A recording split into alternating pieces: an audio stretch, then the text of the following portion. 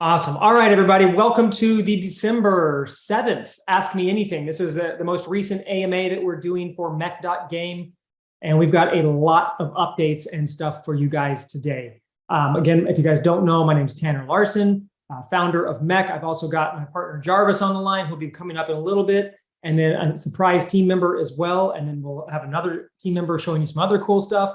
But this is going to be, we're going to jump around a bunch on this AMA. And it isn't Ask Me Anything, but I'm also combining it as just a vomity update call, right? Where we're going to kind of give you an update on everything that's going on in different segments of the project, what we're looking at and where things are going. And we're going to be doing another batch of AMAs very shortly after this one that are going to be more chunked down and topic or purpose built for specific topics where we can go deeper onto different things. But this one, we're going to catch everybody up, go over the overall, and then we'll start chunking things out. But what's really cool is we are very close to a tipping point where things are going to start moving much, much more quickly. And we're all about to start getting really excited. And I can't wait to share all of that with you. So does that sound good, everybody? You guys ready to go ahead and jump in? Go ahead and throw it in the chat. I need a little participation. I need to know you guys are alive because it makes it more fun for us to actually share stuff with you when we know you're not zombies. All right, so at least throw it in the chat. Let me know you guys are alive. Let's go. You can always count on Dominic to be the first one to jump up and just get going. So appreciate that. Mr. Dan, all right, let's go. Got a McAfee jumping up in my face. Here we go. J-Rad. J-Rad, I check your ticket. If not, I already responded. We're good to go, and I'll dig up your stuff for you. Good deal. But if you need to see your ticket, check it.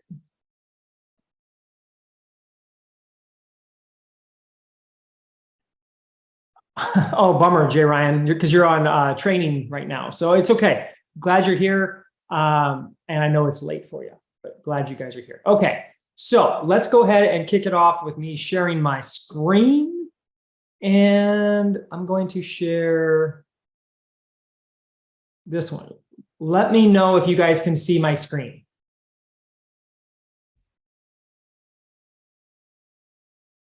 Okay, you guys should see a big mech picture. Okay, good deal. Awesome. Okay, so welcome to the call. Put the graphic up there because I just love seeing it. But slides are not going to be fancy because it's more about the information that is on the slides and what's coming out of my mouth and our team's mouth than what's on the slides, okay? Got some visuals for you. And some interesting stuff. So we're going to go quick so I can move. All right. So here's what we're going to cover. Did the slide change? Let me make sure. I just don't want to get ahead if it hasn't changed. Did it change to? We're good. Okay. Awesome. Thanks. Okay, guys. So here's what we've got like I said, a whole bunch of stuff. And as I said, we're getting really close to the tipping point of momentum where we've been building up to the momentum and then the ball gets rolling and pretty soon we tip over the hill and it just starts picking up speed like a snowball. So this is awesome. What we're going to cover first, we're going to go through, and this is the order we're going to flow through. Okay. We're going to go through general project updates, which is just the overall MECH.GAME updates. We're going to go through some game specific updates and what we're working on, what's the focus, where we are at. We're going to talk about the stronghold because obviously that's the next upcoming mint that's happening and that's very important to you guys. And then we have alpha surprise number 1.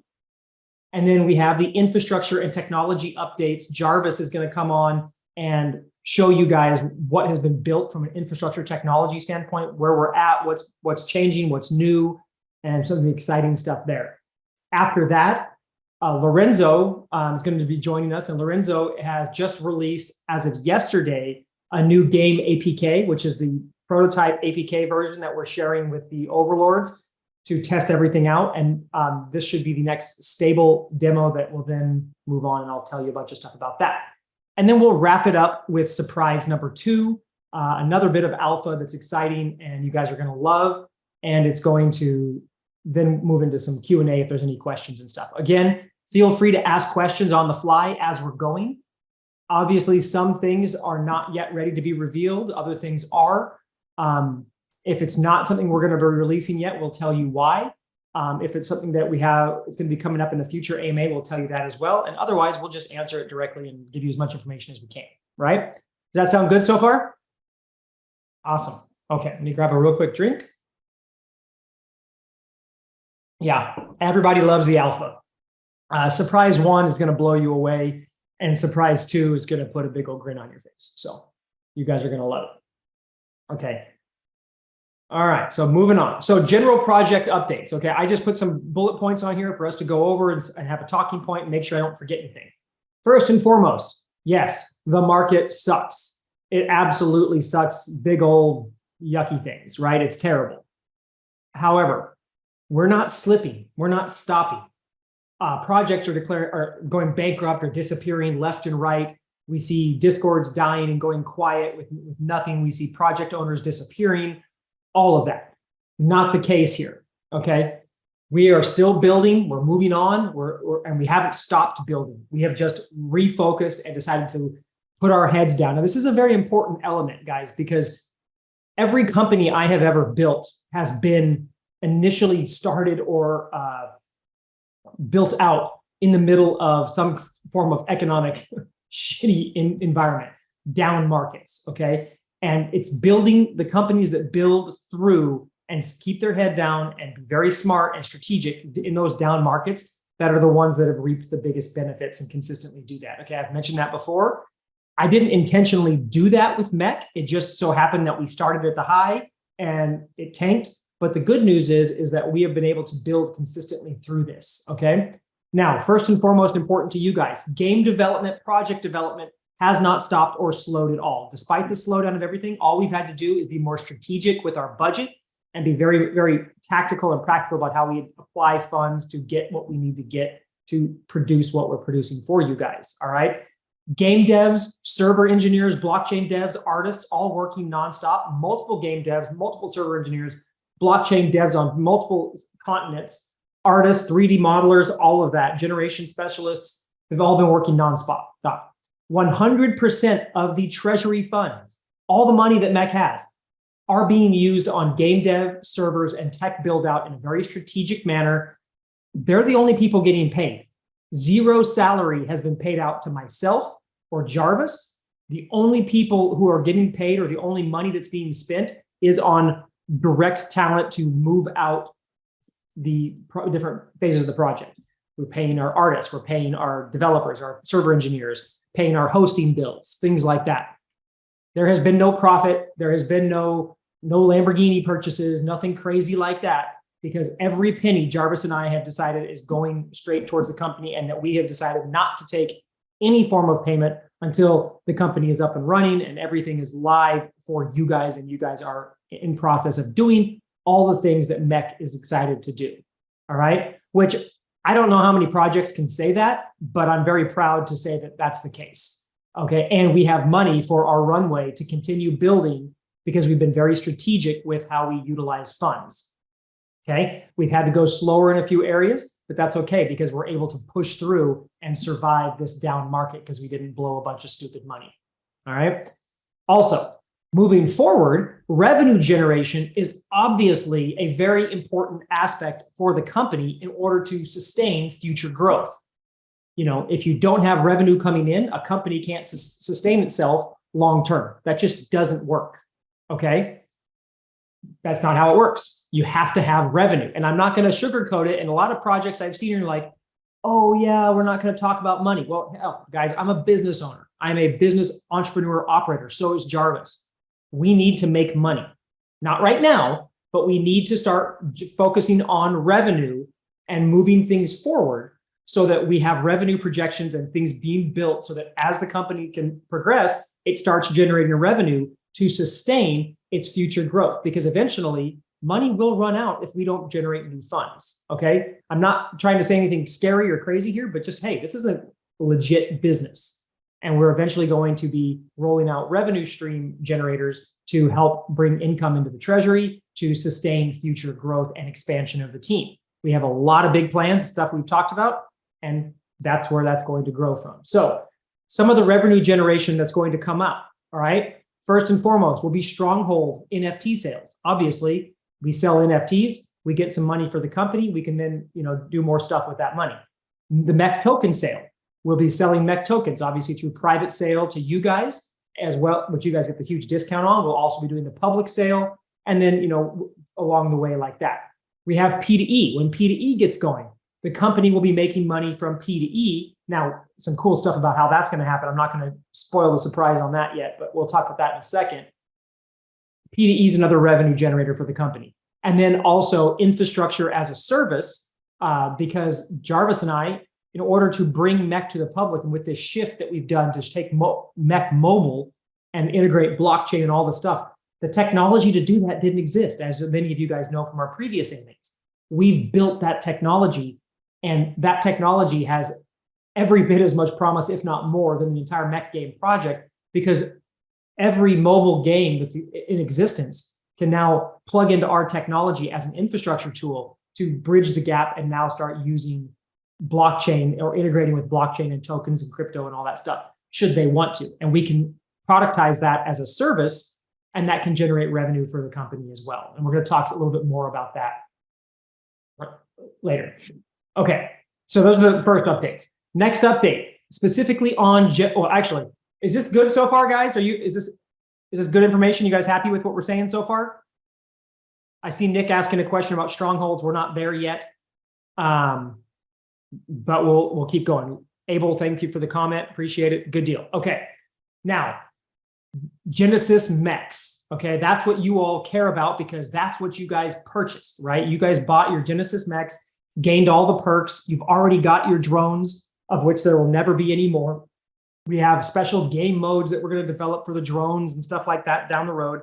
Drones will also have additional impacts in the games, different game modes later on. So games are great. Drones are cool. But the Genesis MECH is what you truly care about, right? Don't forget, you have all the existing perks of the Genesis MECH. Right now, the floor is actually looking really good considering this market. There are only 24 total MECHs for sale and only 12 MECHs listed below 1 ETH. Okay, so 1 ETH is still over $1,200 at the moment with the current today's dip and whatever, right? So that's pretty darn good, right? We obviously want to see it higher, and the fact that nobody's selling is a huge, huge thing, because if you think about this market, everybody is illiquid. They've lost money in FTX or in all these other things, or tokens have lost value. Most people are fire sailing their NFTs and other things, but MECH owners are holding strong, okay, which is great. And that's good for you. That's good for us. It's going to be really great for everybody as we start rolling out P2E, okay? Now, there are some new Genesis perks coming out, a little bit of which we'll talk about in surprise number 1, that are coming out with the launch of P2E. Okay, these are designed to increase demand and the floor price of these MECHs. We want there to be a lot of reason for people to need to own at least one Genesis MECH. And most of you guys own multiple Genesis MECHs. So if you choose to not rent them, just rent the Genesis MECHs out, you'll have the ability to flip them or sell them for a significant price. Okay, so the design is to further differentiate them from the upcoming forging capability, where you'll be able to create new Gen 2 MECHs. So we want to make sure there's a real distinction between Genesis MECHs and the new Gen 2 MECHs. Why do you need Genesis MECHs, and why do you want Genesis MECHs? Why are they more valuable besides all the other perks than just the Gen 2s? So we had a lot of stuff coming there, okay? Also, increased utility. There's going to be things that only Genesis MECHs can do, not necessarily just in the game, but also that in order to do a certain thing in the MECH.GAME ecosphere, you must own a Genesis MECH NFT, even if it doesn't directly relate to the action. But it's going to be, as an example, I'll spill one thing. Initially, when the game first launches, and we're going to talk about this in surprise number 1, and we start launching with forging capability, of the ability to use a forge in your stronghold and build new MECHs to then rent or sell, that technically does not require a Genesis MECH. However, for the initial growth of the game, if you don't own a Genesis MECH, you won't be able to buy a forge, meaning you won't be able to breed or forge new MECHs. So the growth of the game is going to depend on people having a Genesis MECH, and the only people who will be able to forge are people who have Genesis MECHs. And that obviously that's not a forever thing, but that gives all of our Genesis mech holders the initial advantage of being able to breed the most, set the floor, make all the profits from all the initial sales of Gen 2 mechs and rental potential for Gen 2 mechs. And again, we'll talk more about that in P2E. Does that sound pretty cool so far? I mean, there's mechs are going to get awesome. Genesis mechs are going to be awesome for you guys. They're already awesome in terms of existing perks, but just so you understand, we are intending to continue stacking the value on the original Genesis mechs, okay? It's not just, okay, let's get the P2E going and pretend like they're a regular NFT. No, they're Genesis, so they're always going to be special, all right? Okay. Any questions pertaining specifically to what I just went over before we move on? And if you don't have questions yet or you want to think about them, that's fine too. We can take questions at the end. Let's see. Let me grab a drink. Okay, I'm going to keep moving. Oh, wait. Matt, we're going to talk about that. And so that's going to come up in a little bit. Okay. So game development updates, okay? Yesterday, a new APK, which is a downloadable game pack for our game mode, will be released to the was released to the overlords yesterday already. Jarvis sent it out to our overlord chat of our prototype testing. They've already got it. It's got all the new functionality, and we're going to demo that later in this call. So you're going to see, because some of you guys aren't overlords, that's fine. You're still going to get to see what the overlords are beta testing or alpha testing for us. The new game prototype is stable. We've solved a lot of the bugs and the issues that we had with the previous prototype. We've also upgraded it a lot, but I'm going to let Lorenzo, when he hops on the call, talk more about that. Okay. Now, our current focus as of right now with the newest APK released yesterday is the Google Play Store. Right now, the game is only shareable as an APK download file, which doesn't make it a good thing for allowing all holders to access it. So if we're going to be able to launch P2E, we need to have a easy way for game owners or mech holders to download the device onto their mobile device, not through a emailed or shared download file. Okay, we need to have security in place and all the right kind of sharing protocols that we get through the Google Play Store. Plus, the credibility level of having our game on Google Play connected to blockchain and all that is just intense. So that's our current focus. Concurrent with that, and the next focus moving on, is P2E, play to earn integration with the existing prototype. All right, now let me explain a little bit about that. I know there's some other things on here you want to hear about, but this is a very important part, okay? So the team got together. So after every next phase of development in the game or a next milestone, the team gets together and we have a discussion about, are we on track? Do we need to shift focus? Do we need to change our focus for the next month or the next upcoming months to keep hitting our targets and make sure everything's working? The reason we do that so frequently is because the market keeps crapping on us like every other day, right? So we don't know, like everything was great, we thought, and then FTX and then all this other stuff. So we're doing very, very quick course changes if necessary to make sure everything is moving. All right. What we've decided and what we think is the most thing, what our original plan was to keep pushing the game development, making it more fun, making it more exciting to attract non-crypto gamers to come play in our space, which we still want to do.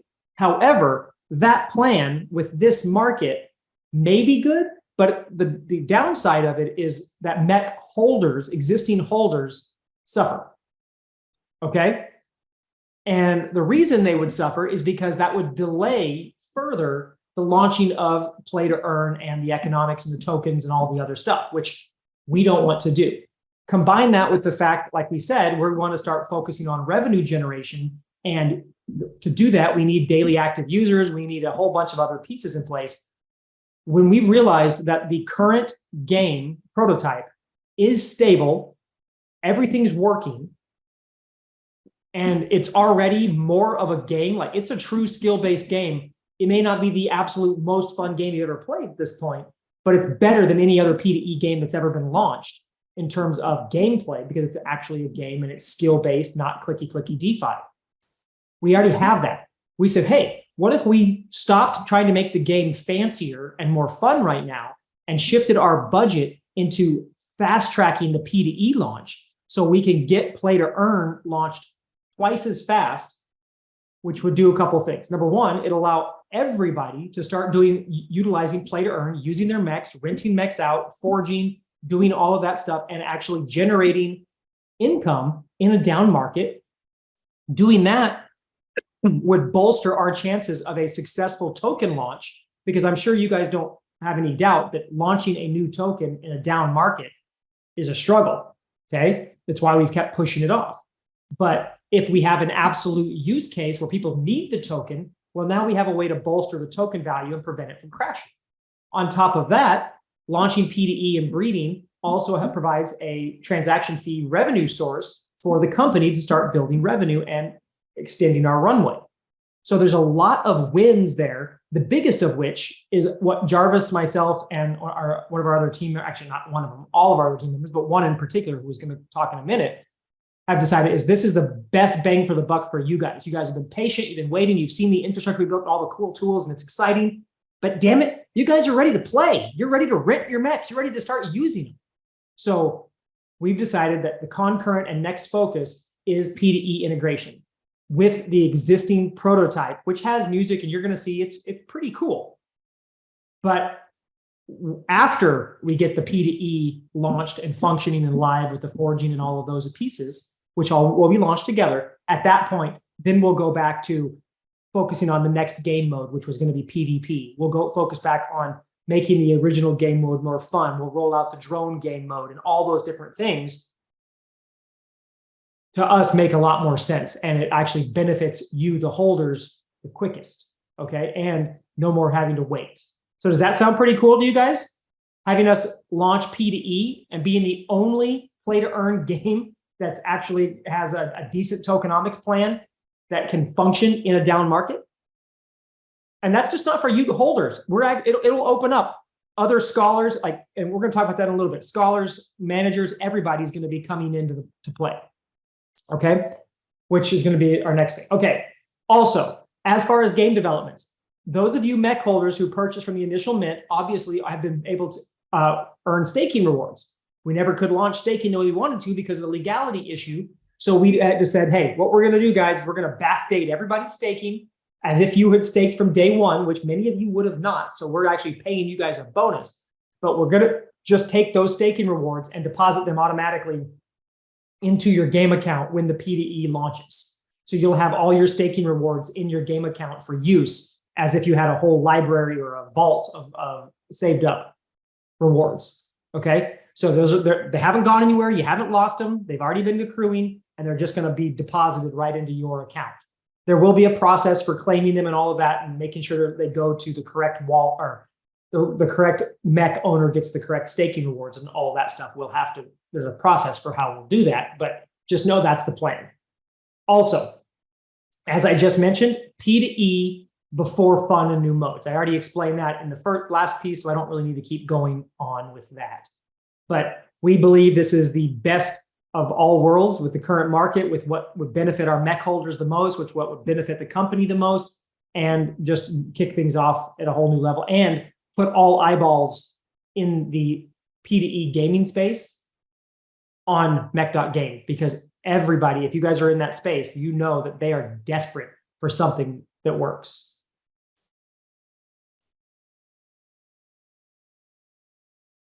Awesome. Okay. Good stuff. Can I keep going? We good? Let me know. Got a lot more. Okay. Awesome. Okay. Next thing is the Stronghold NFT updates. Okay. So art and generation is almost complete. I was actually just on a call before this with our generation pipeline guy, the guy who does the Python code to make all the traits line up and do all the 3D crazy stuff. We had it delayed because of the complication of what we're trying to do with the Stronghold, which I'm going to show you in a second, is that the Stronghold, what we're doing with it in a blockchain world and in a mobile game has never been done. So we had to figure out how to do it. Lorenzo's been working on that. Our artists and our 3D modelers have been working on how to modularize different things. And our pipeline generation guys have been like, okay, how do I make the actual NFT now if you wanted to do all these crazy things? So it slowed us down in launching the Stronghold, but we're almost there. Stronghold NFTs are going to be how we inject additional functionality into the game and the project as a whole. Okay, so again, the Stronghold is your base.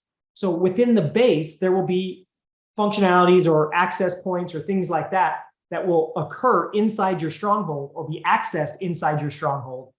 And if you don't have a Stronghold, you won't be able to do those things, and you won't have access to certain things either. So the initial functions of the Stronghold are, number one, they're required for player owners to P2E. So if you own a mech and you want to play and earn, money, right? But you're going to play your own mech. Cool. You have to have a Stronghold for that. They're also required for managers or people who want to be able to rent out or lease a mech that they own. You want to rent your mechs to others? You don't want to play it? Great. You have to own a Stronghold. All right. However, Strongholds are not required for scholars because they are renting a mech that's owned by someone who has a Stronghold. So scholars don't need a Stronghold. It's only player owners and managers or player managers. Okay. Does that make sense? So Strongholds are required to actually participate on the play to earn side unless you're a scholar. Okay. And then, of course, that's why the scholar gets a smaller percentage of the rewards because they didn't have to put any skin in the game to play. It's also required for forging and or breeding. Now, I say breeding just for those of you who aren't familiar with forging. You can't breed two metal objects, but you can forge a new metal object, and mechs are metal. So you will forge mechs.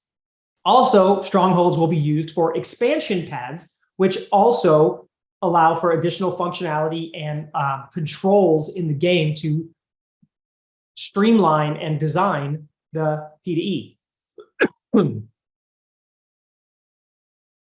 Now, the expansion pads are going to be used for base expansion modules, okay? Base expansion modules, I'm going to talk about in just a second, but they're basically, there's going to be these pads on the base, and most of you have seen this in some of our mech updates where I shared this with you. And there's 3 Stronghold levels that associate with the pads. This is how upgraded your Stronghold is. There's other upgrades the Stronghold will get over time, but there's 3 core levels of the Stronghold, okay? What you're seeing right here is a Stronghold, not fully finished, but you notice around the Stronghold are these pads, okay? These pads have not been textured. That's why they're in kind of a brownish looking color. They haven't been finally textured, but these things look pretty badass, right? Now, the pads are the expansion slots for your Stronghold, and you'll be able to build expansion modules that allow you to expand your base, okay? By expanding your base, you'll expand your functionality. Now, there are 7 pads on this particular base. That is a level 3 base. A level 3 base has 7 pads. A level 2 base has 5 pads, and a level 1 base has 3 pads. Okay? So as you upgrade your base, additional functionality is unlocked and the ability to expand your base to more modules. Otherwise, if you're a level 1 and you want to add more than 3 different types of modules, you can't. Okay? Now, what goes on these expansion spots? Okay? Whatever base expansion modules we design in the game to allow you to do things. Lots of different things are in the works. I'm not going to spill the beans on those. All I'm going to tell you about is one right now. And it's the most important for the initial launch of P2E, which is the Forge. Okay? You own a Stronghold, but if you want to be able to forge new mechs, you need to build a Forge. Okay? And you have to use one of your base slots to build a Forge. Okay? The Forge will also be, and then once you build it, it will, in the game control center, it will be placed on that spot, and you will visually be able to see that one of your pads has been taken up by a Forge. And when you access that Forge, inside that will be all of your forging requirements where you'll use the blueprints and you'll use your tokens and all of that stuff to forge a new NFT. But if you don't have a Forge, you won't be, even if you have a Stronghold, you won't be able to forge. Okay? And then you could have, we're also toying with the idea of allowing multiple forges on the same base and giving you additional perks for things like that. But then eventually there may be things like repair bays or weapons labs where you can build weapons to sell and different things like that. But again, that's down the road. The first one that will launch with the initial P2E will be the forge because it's required for breeding. Does this make sense, guys? How cool are these strongholds? This is just one stronghold, by the way. We have a whole bunch of different styles of them and colors and everything. You guys liking this? Awesome. Okay. So stronghold, continue with the stronghold. Genesis mech holders, and remember, I'm repeating this. This is not new. Genesis mech holders can mint one stronghold for gas fee only, right? So you will still be able to mint a free stronghold. Just pay the gas, okay? Genesis mech holders can also purchase additional strongholds for 50% off. All right. So you can buy additional strongholds. Why would you want to buy additional strongholds? Well, when P2E launches, the only way for new players and or managers to get strongholds will be from the secondary market, from the marketplace. And who's going to be selling them on the marketplace? You are. Okay. Now, the date for the stronghold mint will be released shortly. I don't want to give a date yet because there's a couple timeline pieces that I'm waiting for from the generational code guide that I cannot, I can't guesstimate because he hasn't given me his production timeline yet. So as soon as he's finished that, which we just had our call about that before this call, I'll be able to announce the stronghold. Eric, that may be something we do in the future where people can build new strongholds. Okay, but that will require another module. Stronghold mint price is $400. So you'll be able to buy a stronghold for $200 and have a $200 built-in profit margin with no need for the market to appreciate. How's that sound? And that's the intention. That's the reason we're selling those. Okay. Yes, it generates some additional money for the company, but we want you guys to seed the market. Okay. Again, rewarding Genesis mech holders, like we said we were going to do from the get-go. Treat you like gold because you are gold, right? You're worth it.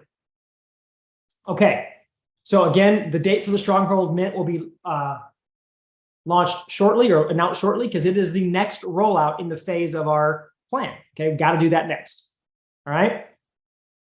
Okay, now it's time for alpha release number one, surprise number one, talking about P2E, okay, and our new team member, okay? And it's not actually, he's not new because he's been a mech holder since day one.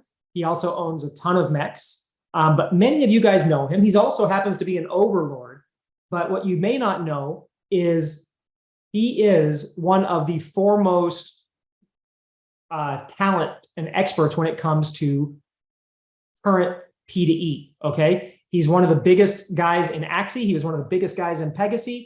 He's one of the huge manager, lots of teams, tons of scholars. You know, he also is one of the few people who is actually still able to eke out some money out of Pegasus right now due to the size of his team. Okay. Now, I'm not going to like spill the beans on him like that. He's going to talk about himself in a second. But the really cool thing is he has just agreed to come on board as a full-blown team member of the MECH.GAME team to completely control and design our tokenomics to be the most sustainable game possible based on all his experience with other games. He's the guy that the other games, Pegasus and some of the other games, go to when they're like, we don't know what to do. We don't know how to fix it. And then he usually gives them a bunch of advice of which they do a little piece of it and it still doesn't work. But he has the tools and he knows what to do based on all the experience that he has. So I'm not trying to hype him up like that. I'm just telling you, I was so excited when he wanted to come on board because of what he brings to the table, as well as he's known among all the scholar groups, all the managers know him.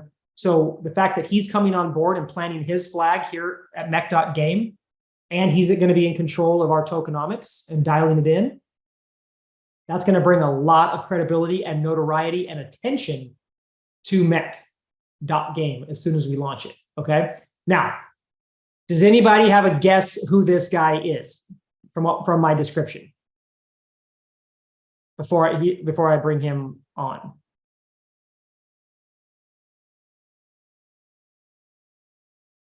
Nope. Dominic, any other guesses? Nope. Nope, nope, nope, no clue. All right. So guys, let me introduce you to, well, I'll introduce you to his screen name. His screen name is Shill Bill. Okay. And he is known as Shill Bill in all the P2E circles across all the different games. And he has been a fixture in the Shill Bill, in the P2E space really since COVID. So Bill, are you there? Yeah, man. Can you guys hear me? Yeah. See, he even has a funny accent. Yeah. Hey, I paid extra for the accent, guys. Comes with kangaroos too. Yes, it does. So Bill, thanks for the kind words, dude. That was I don't know if I can live up to all those things, but yeah, I guess anyone like Jay Ryan, I know for quite a long time, but anyone who doesn't sort of know me, I've been I got into, I was a crypto trader for quite a while, since like 2016. And then, as you said, right, COVID came, and I started looking at, sitting in my house playing video games, and then I was like, what's the next thing in crypto? And it's it obviously went straight through to gaming for me and things like that, and ownership of assets and how all that kind of stuff works. And I've pretty much spent pretty much since COVID started, right? So when we got locked down here, I reckon it was 2020 July. That's pretty much all I've been doing. So yeah, did quite well in Axie, was in early in Peg Axie, a few other games as well, as things like that. But I've pretty much seen every good thing and every bad thing that pretty much every project's done over the last 2.5 years since it started kicking off. So hopefully I can bring some of that experience across, things that we don't want to do, things that have worked for other things, and things that work in the real world as well. Yeah. So guys, to give you a little bit more context, when Bill and I've been talking since he started looking at MECH, and he's obviously doing the investigation to make sure it's what he thought it was going to be. So he invested in MECH and bought a bunch of MECHs, and this was all before this happened. And along the way, he liked what we were working on. He liked what we were doing. He liked how we were handling things.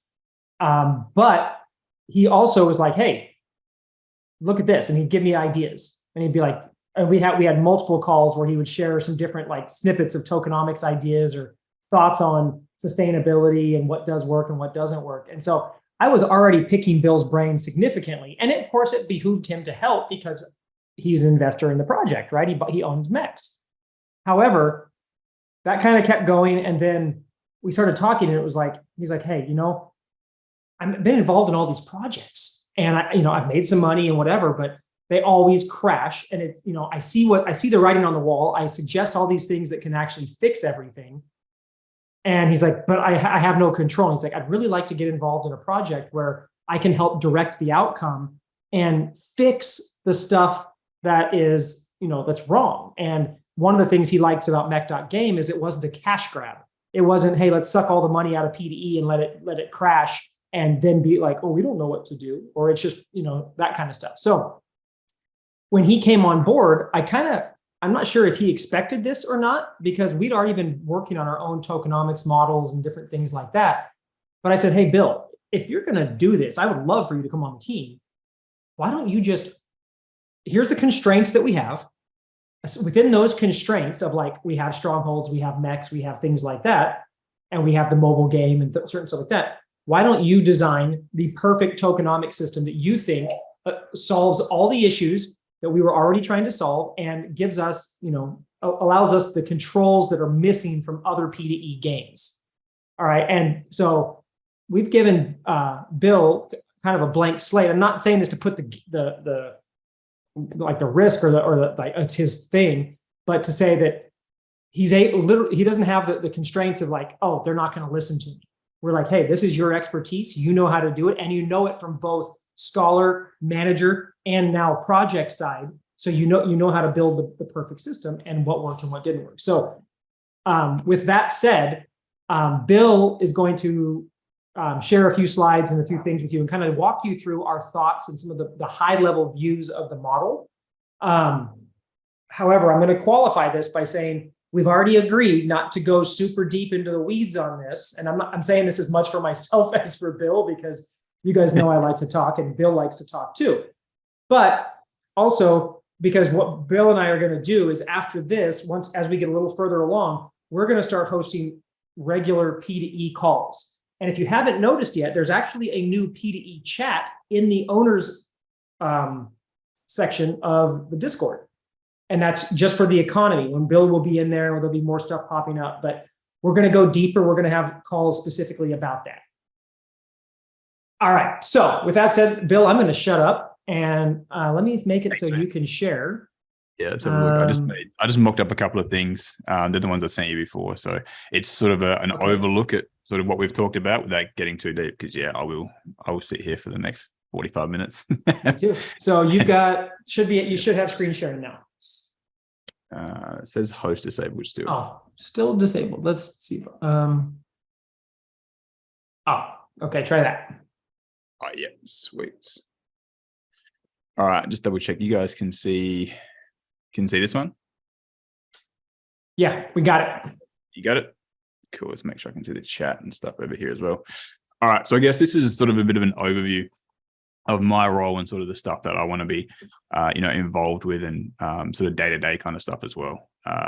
If we look at pretty much 99% of play-to-earn games that have sort of rolled out over the last couple of years, there's not many that haven't dropped, 95% in token value, which is, the bar's not set high for me, but I've got, I am quite confident, at everything that we've done, but no one has 100% worked it out. But I think a lot of projects sort of just gave up, right? And we'll have a look at that when we see sort of the mistakes. But for my role, what I'm sort of looking at is, just economy based. We've got that new Discord channel that Tanner said for play to earn economy that will be, for owners as well, just to jump in and chat. Anyone who is in, other projects, they've normally got an owners or a guild chat in there. What I really want to do is have those weekly live catch-up sessions and just talk economy. So I'll just jump in Discord, share my screen like this. We'll set up like a voice channel and just chat with managers and see what's working, what's not working. Right, because the people that are interacting with everything inside the economy and the game itself every day are normally the people that you want to sort of make happy, because they're the people that are spending in the ecosystem as well, which then flows on and generates growth for the company on top. So if those people aren't happy and not spending, that starts to create problems. And I've seen it in a lot of projects where a lot of people or a lot of teams have just sort of switched off from the economy, and just having that constant, back and forth. Just being able to talk things out, it calms a lot if things are going wrong. It helps, with new ideas when things are going right. Just in general, just more communication from a team, especially about economy, because we are in Web3, right? That's what a lot of people are here for, is for, the money and crypto. So looking at every mistake that's been made by other projects and making sure we don't repeat those mistakes. A MECH token itself, having sustainable growth. Liquidity, where this comes from, making sure there's enough liquidity. That's probably looking into mistakes that we've already seen. How game mechanics themselves will fit in with economy and tweaks. So as the game develops more, as sort of Tanner said, we've got, PvP modes, drone modes, all this kind of stuff, making sure that, that makes sense with the economy itself.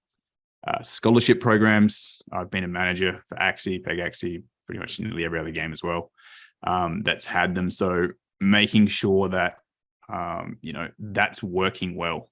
Because as soon as anyone who's been a manager before in other games sees that when that scholarship, when that starts, the cracks start forming in that's when literally everything else starts breaking as well. Looking at leaderboards, competitions, things like that, and wanting to build in levers to the economy itself to try and, be able to control it. If you think about it, everyone from the US, like the Fed, interest rates and things like that, to try and, similar kind of stuff.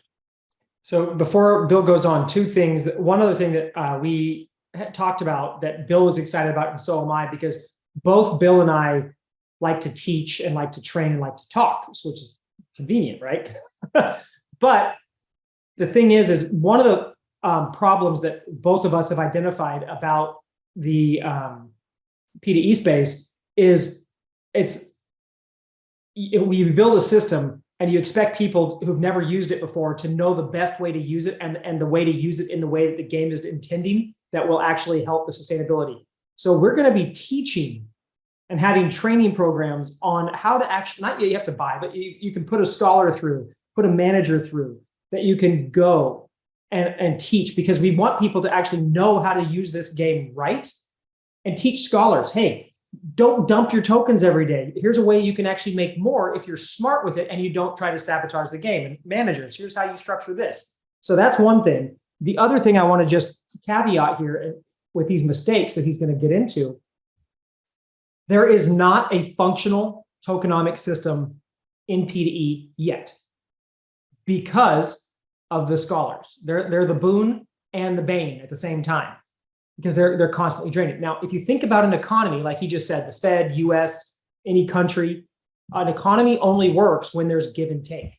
Money in, money out. It has to be money in and out from both sides. It can't just be money out.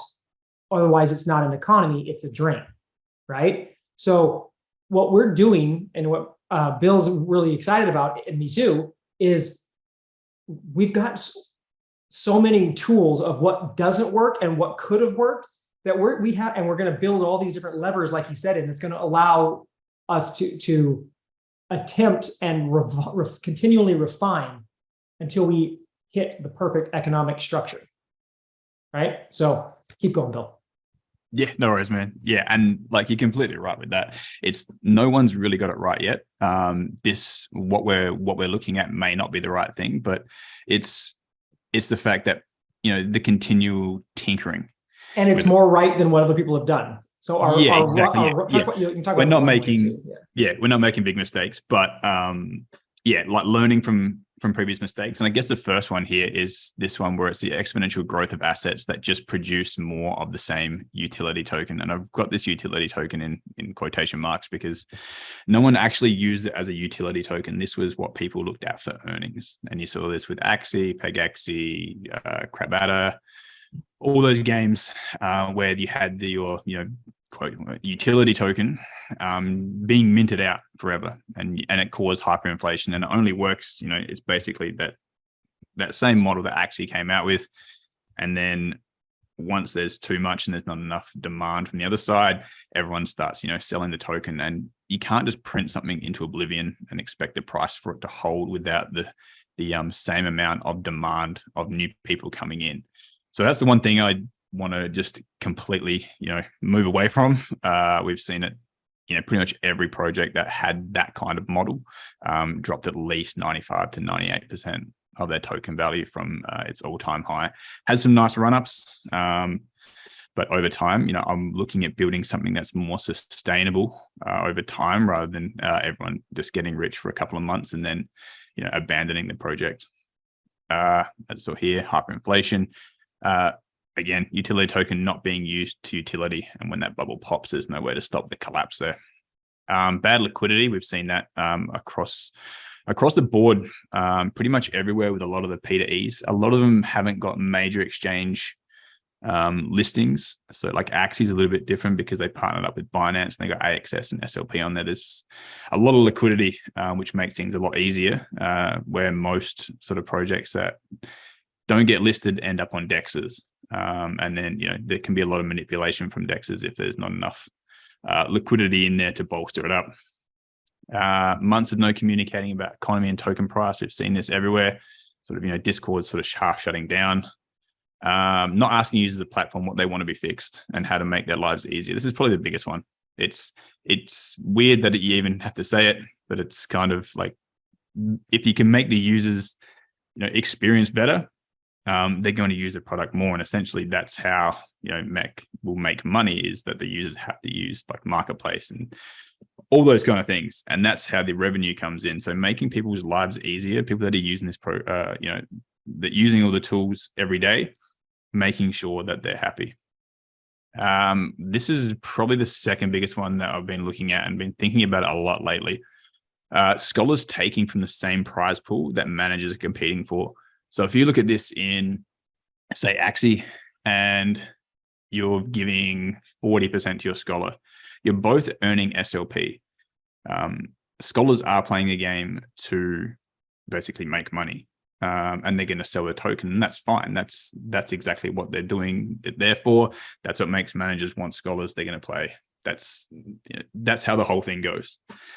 But if you're competing for the same prize pool, you're then having to compete against that scholar sell pressure, which is always going to be there. And the problem we've seen so many times in the past is that as a token goes down, the percentage towards the scholar has to increase. Otherwise, the scholars are like, "Now I'll jump onto something else. It's not worth my time." So you have to continuously sort of get to a USD dollar value for scholars to still want to be playing your project. But all that does is just, as the token price goes down, you're going to have to just continuously keep upping that percentage. And that's more of the token that just gets taken to the market, sold, adds more sell pressure. And like the cycle just continues. And we've seen this happen so many times. So trying to separate where scholars and managers earn from, that way managers can compete against other managers and scholars are getting what they want, which is USDT. Floor price has always been attached to the main utility token. So you saw this again, Axie, Peg Axie, Crab Adder.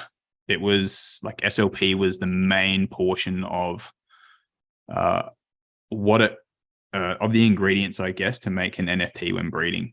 So when you're breeding, it would cost like 70% of it was made up in SLP. The rest of it was AXS. But as SLP goes down, the floor price also goes down because it costs less to make it.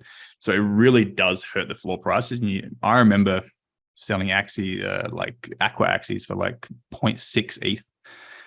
Like it was insane because SLP was so high at that point. But now you could probably get that same Axie for about $3, which is again the same thing. It's everything's attached to that utility token, which doesn't actually get used as utility.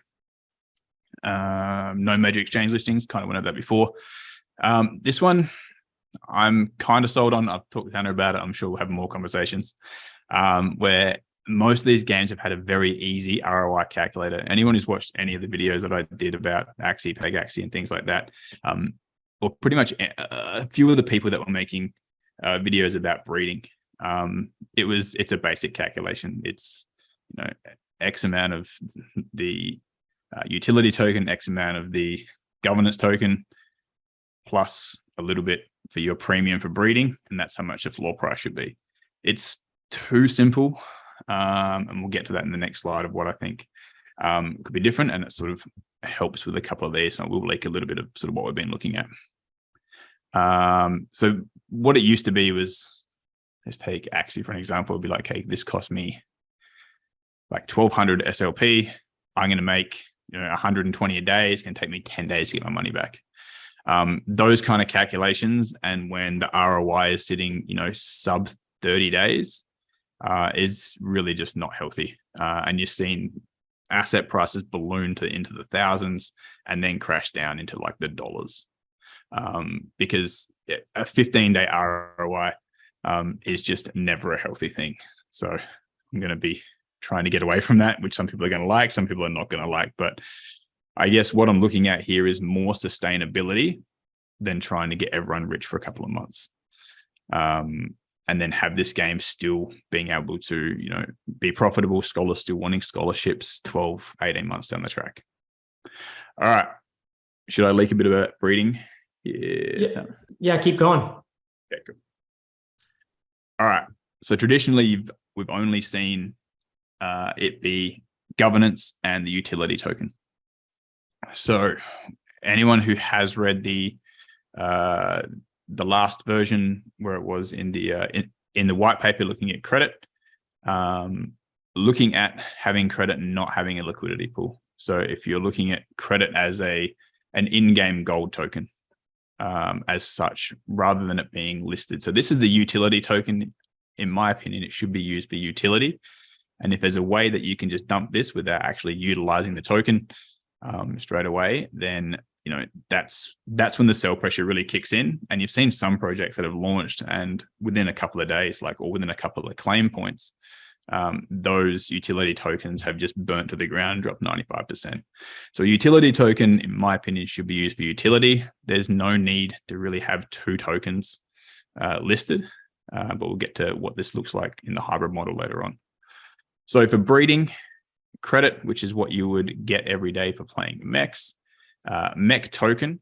So going to burn some of this, and then the rest of it's going to go back to the treasury. We'll talk about, I'll go a little bit into play to earn treasury later, but basically there's a bunch of mech tokens and going to be USD and a few other things in there. And that's like my war chest of what I can give out and drip out to people for the play to earn. So not minting into oblivion, there's a certain set amount, and depending on how many people are trying to take from that, depending on that would depend on sort of how much everyone can make there. So making it deflationary as well, which over time, everyone loves the word, but it also does help if something's deflationary, because over time it becomes scarce, and if the game is going in 10 years time, then all those mech are going to be worth more because there's less available. So some of it there and rest of it going to treasury. One part that no one's done yet that I really want to try here is add USDT into the breeding cost. This is going to help with a few things, I think. One of them is going to be the floor price, because it's always going to have a set amount of USDT. Some of it's going to go to leaderboard, some to liquidity pool, and some to the team as well for earnings. Haven't figured out the percentages yet of what I want to do with that. But essentially when we're talking about, where are we? This part here, where scholars taking from the same prize pool that managers are competing for.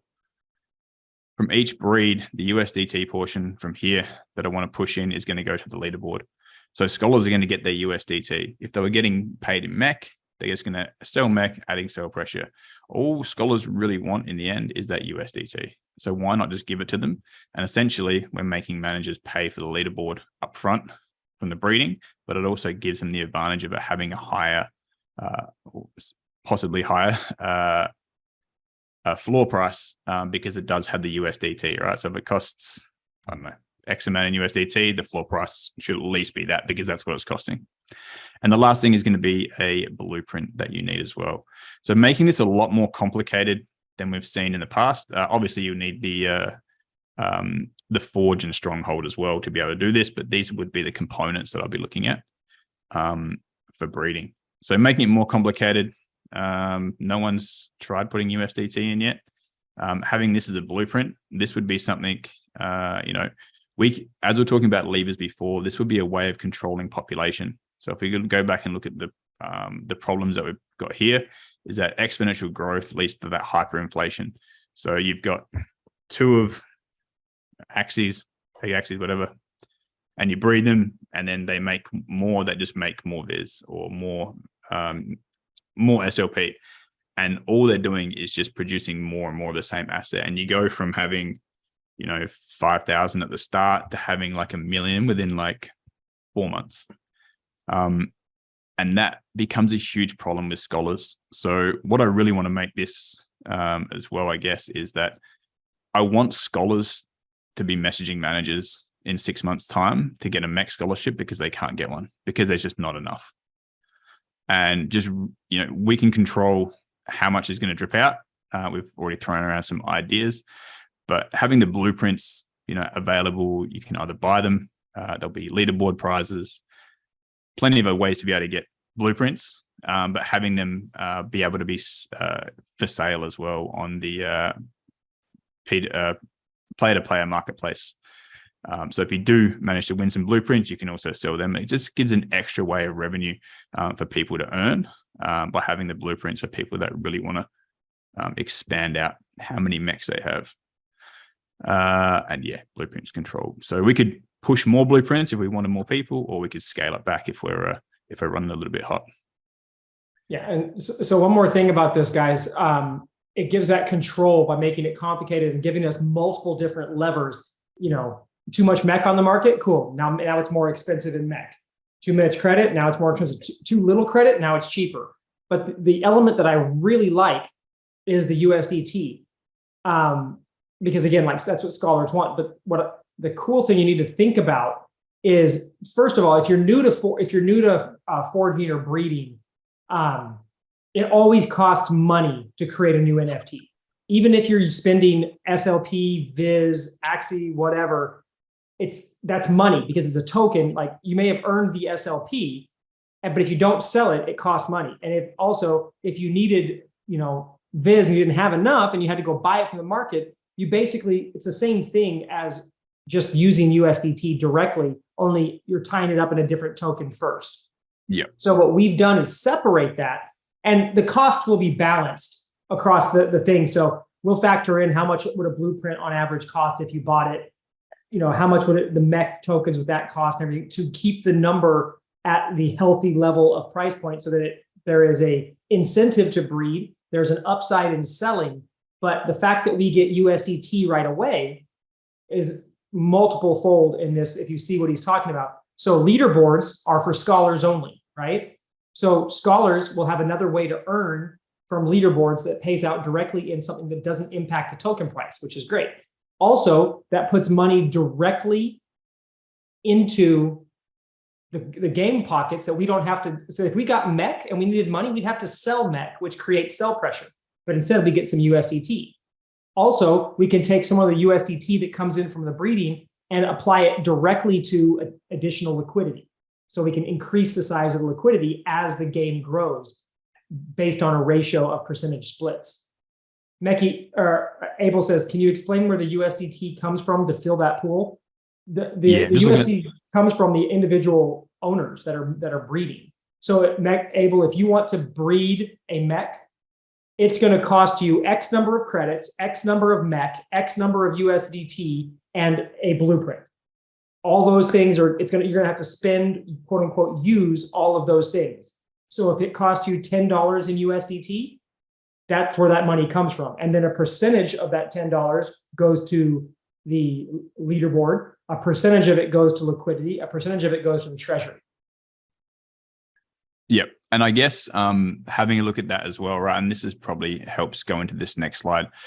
All of these things, except for that USDT, you can essentially get from just playing.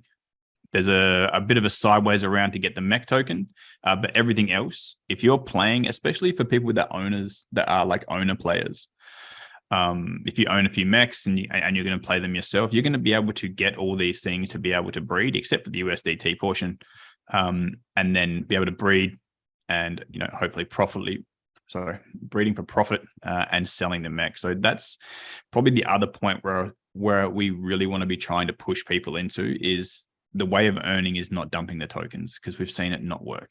Like every time, it just hasn't worked. The way when all these projects are healthy is when the mint burn ratio is really good. So if you look at SLP, Viz, same kind of thing, right? Where they had the two tokens. When the mint burn ratio is healthy, and that's because people are using that to breed and then sell the offspring. When that's healthy, you saw how much money it made. Like PXE did it was well over 100 million in a couple of weeks with the marketplace. It was out of control. But saying that, there was like $3,000 assets. With these levers, I'm going to be trying to rein in $3,000 assets. Don't want to rain anyone's parade. It'd be great for everyone, Bill, explain a little bit why you can't have $3,000 NFTs. Yeah. Some NFTs can be, but not all. Yeah. So not all of them, right? So like a breed, if you forged, the MECH that you get from that, it just can't be worth $3,000 because everything is so insanely overinflated that it just can't be sustainable. It stalls the growth because nobody's going to enter the game. Who's going to jump in and buy 3,000? Like some people do, obviously, but there's only a certain amount of people that are going to come in and buy, crazy inflated assets, and then normally the people that do get quite hurt and they come in late. I don't want that to happen to people, but it's more of that it's just not sustainable. Like, where does it stop? Are you getting $10,000? Like, how long can this possibly go on for? And again, it's going to come back to that same thing where it's just like in 2 years' time, I want this to be, as sustainable as possible and not looking for those massive pushes and pumps, because we've seen it just does not work. We've seen it happen with nearly every project in the space. It doesn't work. A lot of those projects now have gone through the hype phase, made a bunch of money. They've come back and it's so broken that they've had to go through and just redesign their whole tokenomics because it didn't work. and everyone knows it doesn't work. As much as people love making a whole bunch of money, I'm included. I liked it, but yeah, at the same time, as a manager, I definitely want that and be exiting out of the thing. But as coming on for the team, my job is to make things sustainable, not fill everyone in this chat's pockets and then just destroy a bunch of other people. So yeah, I guess that's from that part. Should we look at the hybrid Yeah, keep going. model part? All right. Yeah, I think so if we're that'll looking at wrap it up, this, or not wrap it up, but like wrap their head around it a little bit more. Yeah. How open have you been to community inputs, ideas that we know in the past? I have been very open to other community ideas. I'm just reading the thing here from Dominic, but also always depends on what those ideas are. Some people have a lot of ideas and just throw them out there without doing math behind it, and then thinking about the consequences. Not so open to those. I've got a group of people that we talk about. Other managers that have done quite well in play to earn, a lot of data people. So anything that's sort of data related, 100% listen to, because that's about all we've got. So yeah. All right. So we'll have a look at the hybrid model and at a very, very rough overview. So as a player, I'm looking at this as a owner player, but you could take this and then just take 10% across for the scholar, or however that's going to work, whatever you work out with the scholar, depending on leaderboards. But if you own your mechs and you're going to play them yourself, what we're looking at here is that you earn the credits in game. They are like your in-game gold, not listed anywhere. You can't directly sell the credits. You're going to burn a certain amount of these. So if you look at burn mechanisms for repair, breed, minting things in the leaderboard, just something I thought about this morning, Tanner. Haven't talked to you about that one yet. But there's going to be way more burn mechanisms in the future as the game grows, right? So at the start, what we're looking at, a lot of the chunk has to go towards breeding.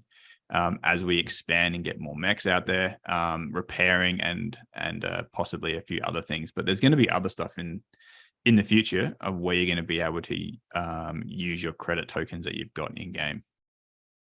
So when we're looking at the mint burn ratio, if anyone's sort of looked at before, it's of how. So let's say you had 100 credits, or if we're looking at it as an actual token that was used, if we had 100 SLP that were minted.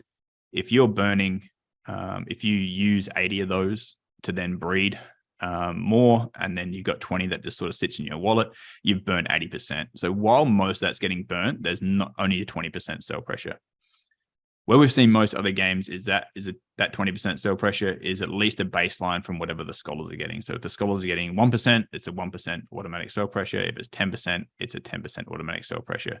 And that's when we spoke before about as the token goes down in price, this gets worse and worse until no one's breeding anymore. No one's using the utility tokens as actual utility.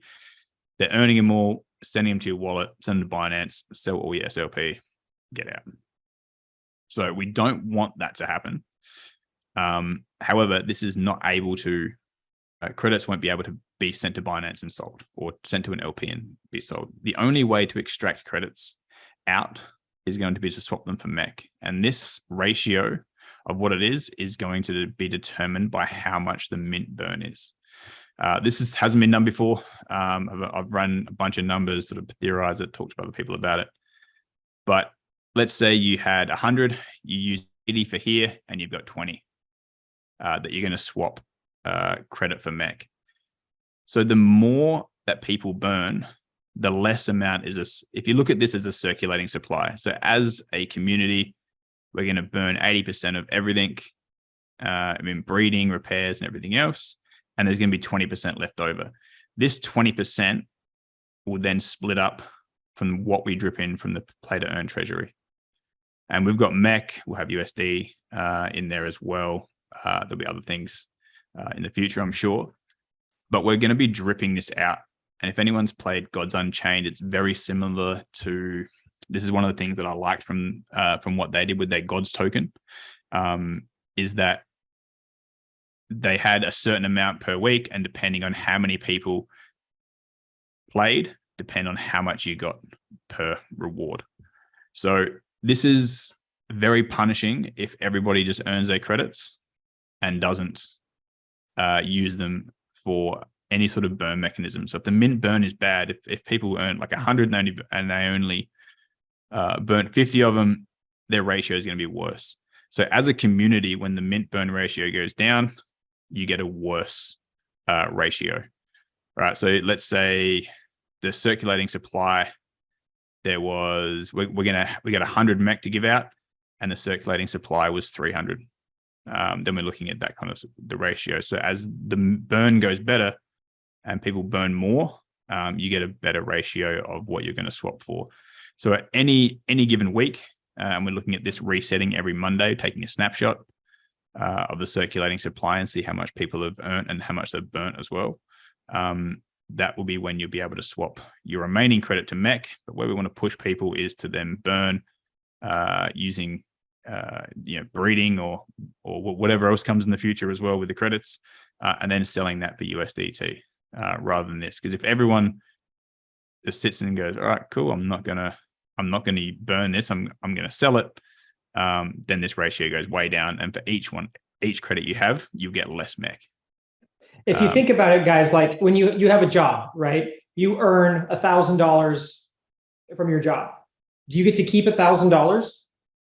Or do you have to pay rent, and do you have to pay food? Do you have to recirculate some of that money? Not all of its profit. That's what we're talking about here. It's a true economy.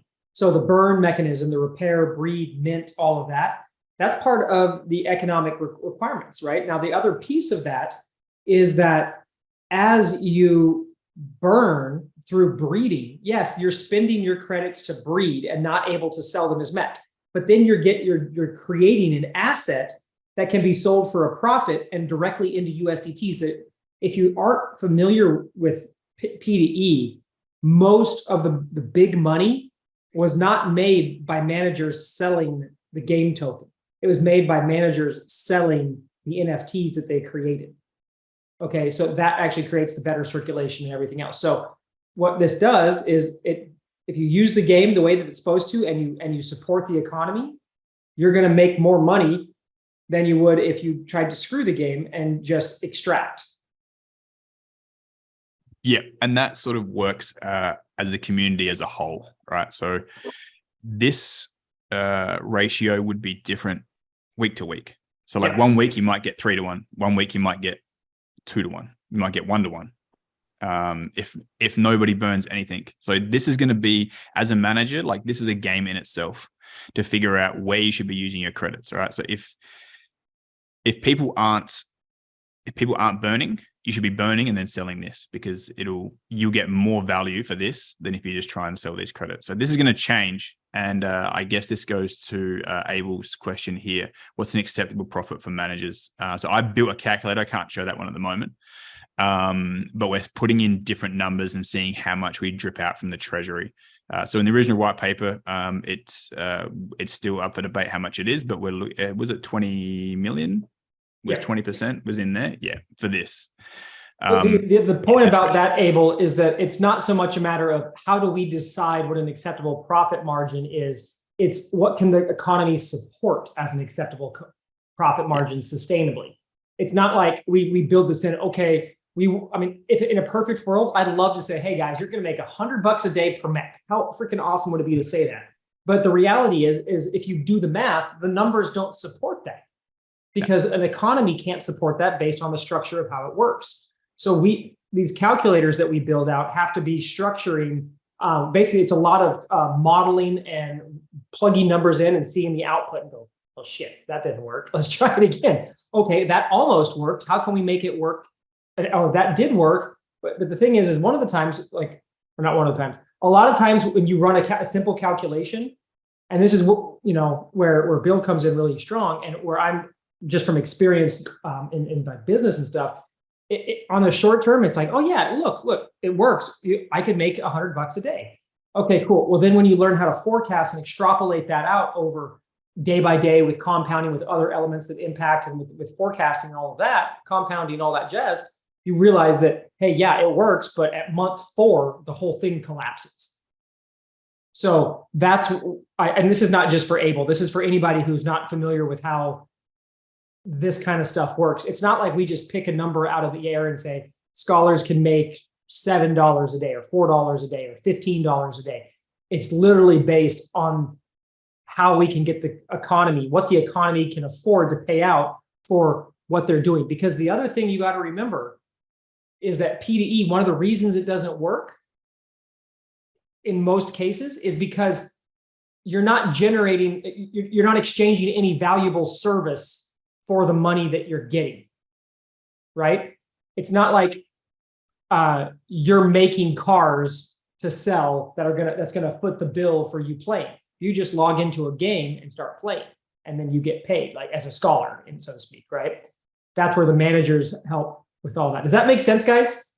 And this is very complicated stuff, and many of you guys won't care. But again, we're transparent. Bill and I both believe in showing you guys what we're talking about and why we're doing things differently.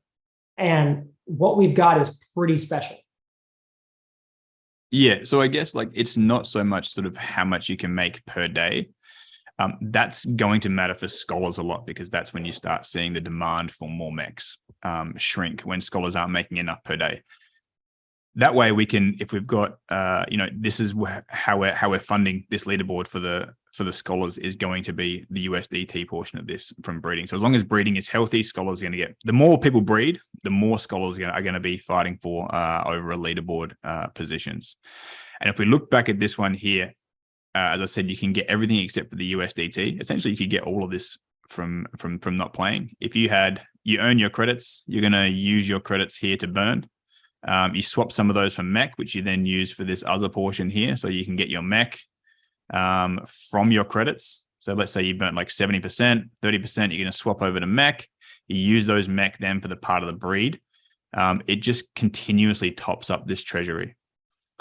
And this is one of the things in the future is where we're going to have to figure out how to positively gear this, right? So if we're dripping out whatever X percentage from the treasury each month, we want to be trying to figure out a way where we can get through. And I guess, just off the top of my head, advertising is probably one of the best ways. There needs to be outside money to continually top this treasury up, plus make MECH deflationary. And then, and that's the other thing here is that you've got your credits and you swap them to MECH. It all depends on the MECH price. And I built a calculator the other day and then started plugging all different numbers in of just different scenarios and things like that. And then, very quickly realized like, okay, cool, that treasury drip needs to be very different than we originally thought. And just looking at, how much the price of MECH also then changes, right? Because that changes how much money that you can make. It changes the price of the floor. It changes how much people are going to, emotions here. People are going to see, okay, the MECH's good. I'm going to save all my credits and swap them to MECH so I can get a good price on MECH.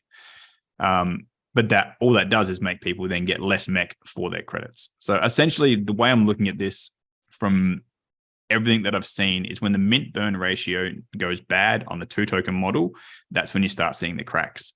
This makes it so the mint burn ratio has to stay good. Otherwise, this is just going to get terrible, right? And then we have to start pulling levers. So if everyone just holds all their credits to swap to MECH and they're not using their utility token as a utility token and just trying to use that as a way to earn, everybody gets punished. And there's other things I want to look at in the future as well, where it's not an everybody thing, but I'll save that leak for another time. Yeah, Abel, it's more sustainability, I guess, sort of from what I'm looking at. The good thing is at the start, being able to, if we're looking at this and how much we're dripping in from blueprints, everybody that is a Genesis MECH holder are going to be, it's not going to be easy to get in, I guess, if you're not a Genesis MECH holder for the first 3 months, because this blueprint is going to be controlled by us. And then, we don't want that hyperinflation, but at the same time still want enough people. But my goal with this would be to increase the population at a point where scholars are consistently messaging managers saying, have you got a MECH scholarship for me yet? We want that demand from scholars. It's the same way a nightclub works, guys. You want a massive line outside the club, even if the club isn't super full inside, so that people are like, man, I want to get in. I'm clamoring to get in. And then they have people excited inside saying, man, I wish you were in here. That will be the scholars that are actually making the money and playing the game. So we're going to control demand so that there is demand. If you let it expand at like a hyperinflation model, you kill your own demand. You kill your own growth. Hyper growth actually kills businesses more than helps them. Not just in P2E, but in real business too. Yep. And we've seen that in nearly every 2-token P2E, or I've seen that in every one that I've been involved in. The hyperinflation kicks in, which just causes insane token price, which then in turn, because it's so related to what the floor price is, because most of it is that token, crazy floor prices for NFTs. But then as soon as there's not enough scholars or new money coming in, and there's no one to buy those NFTs to then get in, like the music stops and there's not enough chairs for everyone to try and clamor to, and that's when it really kicks in. So I think one of the things that, like, one of the biggest things is making sure that the population growth is controlled well. So, that also things like this, if the higher the population, the more credits are going to be earned, right? So then this amount that's dripping through would get diluted more, the more credits are getting earned. So as this goes up, it does dilute, and that's why we want to be looking at other ways to really, refill this treasury with different ways. And that's like, things from breeding. If we put some of this back in the treasury from USDT, there's going to be multiple different ways in the future to continuously top this up, so we don't run out. And having that as, that with liquidity from there will just help keep that token price as stable as possible, and then hopefully have a nice growth, because you don't want anything, 100x is good, but then someone's going to buy the top of that, and it's just not healthy. As much as people love it in the space, I'm more keen on building something that is sustainable, because no one's done that yet. No one's even got close. Having something that's more sustainable for the long term, rather than just some quick dollars. Yeah. Now, guys, we gotta keep moving. But what I want to do, no, you're good. I can keep doing the same thing. I just actually realized that we've got Jarvis and Lorenzo who still need to go. Cool, man. I'll stop my share. Yeah. The thing to understand about this, guys, is first of all, this is just the first taste. Most people are like, "Oh my God, this hurts my brain right now." Bill and I are going to be expanding the white paper. We'll be making videos and putting them in the white paper. We will be doing all those things as we start releasing more until the full. We got to be careful we don't release too much until it actually goes live. Otherwise, we can shoot ourselves in the foot. But we're going to be explaining more and more as we go, and we'll have calls. We'll do AMAs specifically about it to share more information, like a breeding AMA or foraging AMA, or this or that. So this was just the first taste, but basically, you guys can see why I was so happy that Bill is on the team now as like the guy who's going to do our tokenomics. And he just brings such a really good skill set in. Plus, he's already a MECH holder. It's not like he's an outsider. He's an overlord. He's testing the APK. He knows all of it. So, guys, hope you're excited, because it's only going to get better from here. So, Bill, thank you again for hopping on here with us. And I'm going to share my screen again real quick. Sorry. And we're going to keep on moving. Where did my screen go? There it is. Okay. All right, so we just went through Bill, but now we're going to talk about infrastructure and technology updates. All right, this is where Jarvis is going to come on. I'm going to bring him. Let me find him so I can upgrade him. Somewhere in here. I saw him on here. Oh, man, hang on, guys. I gotta find our participant list to find him. There he is. Okay, so Jarvis, I'm asking you to unmute so you can come on up. But guys, Jarvis is going to share. Let's see, did it work? Hello. Hey, there we go. Awesome. So Mr. Jarvis is going to share some updates on the infrastructure, the technology, specifically about what we're calling the rental server. But understand that when Jarvis talks about the rental server, there's so much more than just rental. All the technology behind the scenes the different tools that we talked about that didn't exist before that we've built, they're all being incorporated into this. Inside of this also will work our marketplace and all the other pieces Hello. we built on. Okay. All right. So with that, Jarvis, you there? Jarvis, can you hear us? Yes, there was a lag okay. on your side. Okay, no worries. Well, I'll go on mute and you can take it away. Okay, hi. Hello. I'm going to share my screen. Let me know if you see the slide. Yes. Okay. It has been a while, but it was very good time for us to really dive into the platform, and especially looking at the integration of the API and the encryption process. So today, I'm going to set up a framework for everyone to understand what we are trying to accomplish. As we mentioned many times ago, many times in the past, we are trying to create a platform as a services. So right now, if we look at this infrastructure framework, and we are just on a very small tip of iceberg that we are planning into our future growth. So our future growth, as Mr. Tanner has discussed, we are becoming a platform business, and we will be bringing a lot of game types into the ecosystem. As you can see in the future, that we will have a mobile apps, meaning the game side. And then we also have a future partner with different apps or anything. So basically, we are building this external API connection, such as right now we are building on the Unity game engine. So that's on the Android phone right now. So in the future, you will be expanding into mobile phone, and then using the API through a system we call a rental system to interact in between the game side and also the renting server side. So basically, we are building the API management system with the different data sources.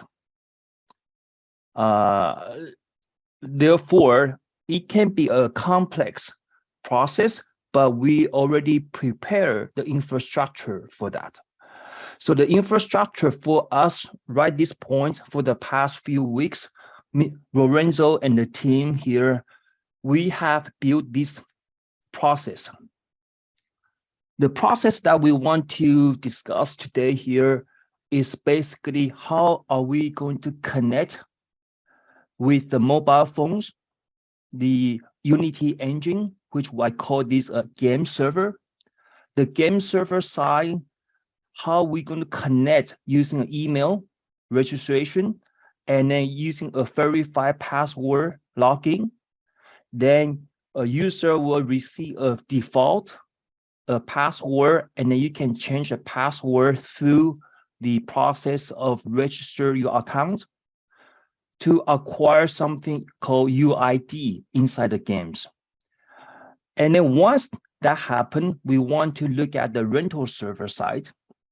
But Mr. Tanner and I are still thinking on the platform, the name of the platform, and also other things. So we just call it rental server for now. So after you register with the mobile site, you will get a UID and you will get a game token, which that game token, you have to do something called the gaming authentications. So after you put the UID and token ID, then you restart the mobile games, then you will be able to see the MECH inventory, which is connecting from your MetaMask wallet as a key to access. So I'm going to do a very quick demo. Then Lorenzo will help us to see and explain about the new SDK that has been released yesterday. So we were going to look at the very standard process that whenever you log into OpenSea,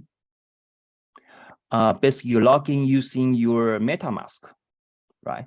When you have a MetaMask, you will see your MetaMask has the address here. 641B, that's one of the wallet. And as you can see, it's logging into my OpenSea 641B. So basically, we are doing a multiple layer of security using the infrastructure of a MetaMask login to identify who you are and to identify what inventory that you have through the smart contract. So we don't handle your secret key. We don't handle your login password or whatsoever. We are looking through the connection between MetaMask and the smart contract of the MECH collections. So as you can see here, these are all the NFT I have in OpenSea. I have a bunch of MECH here. I have so many here.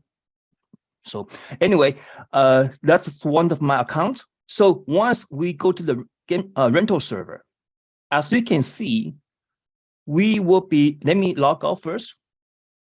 This is a live environment. I'm going to show you how we connect as the same process as we connect into OpenSea. Then we logging into the MetaMask live to verify my account. And I authorize, it's the same process as logging into the OpenSea. So now we are looking at the MetaMask through the smart contract as with the same email address, wallet address that I have. Then this is all the MECH I have. So basically, we are connecting through different smart contracts. And as I discussed before with Mr. Tanner, our system allows us to authorize different smart contracts. What does that mean? It means that allow us to accept different collections of NFT as we wish. What types of a game, what type of a game NFT we'll be using in our future. Therefore, the process of having a rental server into multiple type of NFT collections. Okay, any questions? So guys, this is a big step. So what he just showed you was now through the rental server, we can connect, pull in the wallet. And then now you can see it all in here. You'll be able to log into the game, connect your game to the rental server, and have your NFTs populate directly into your mobile game. On top of that, what he means by the different NFT collections, they could be our collections, they could be other projects. We could integrate with CyberCons or Neo Tokyo or anything else and bring them into our ecosystem, build them their own ecosystem, basically interact at whatever level we want because we built the tool here on the back end. Right. So I'm going to explain a little bit about the whole profile section for now. The wallet address is where I have my old MECH. You can see here, there's all the NFT, my asset, history, and setup. But right now, you can only see MECH NFT into the rental system because we only verify the smart contract for the MECH collections. So in the future, if we release a Stronghold, I'm not saying that we are going to have a rental service for Stronghold, but in the future, what if we have a drone or different NFT collection, as long as the game type allowed, then we are enabled that to be able to rent or able to be managed. Okay, so here there are a few things we are still working on the vocabulary on the things. So we have my item here, rental pendings, my renting items, and renting in progress. So what are these things mean is that I have listed this MECH into a marketplace. I'm waiting for someone to rent from me. That's the definition of a renting pending. And my renting item is that someone already reserve or use my MECH, and how long, whatever the process is in renting process. So we have these, and then we can have all these function here, and then we can have my asset. And right now, these platform allow us to use Polygon network, and also allow us to use Ethereum ETH network. So we will have a multi-chain within the system in the future. And here, what you are seeing is the token, a sample of the credit points in the future. Whatever your wallet holds, you will be reflecting using your MetaMask to reflect what kind of asset you have, as long as we verify and approve this type of asset in the system. So this is just an example right now that, for example, if we have a MECH token, if we have a credit token, and also we can manage something called a credit points. So it's a hybrid between a 2.0 system, that's which will be generate something from credit points from the game side, and allow us to swap between credit points into credit token for the in-game usage that's under Polygon. Then vice versa, we can convert credit points into a credit token, and then credit token converting into MECH token. So this system allow us to swap different type of asset within one place. And all the history will be recorded here, including the records that from withdrawal, exchange, transaction, how long is the rental period, or the MECH. In the future, we can check the status through the history channel, history tab. And here is something that we all need to do. Once you have download, as I mentioned, once you have download your MECH from Android phones, or iOS in the future, you have to come into the setup. So overall, I will be giving these assets to you guys, so you can connect your wallet with the this testing rental server for now.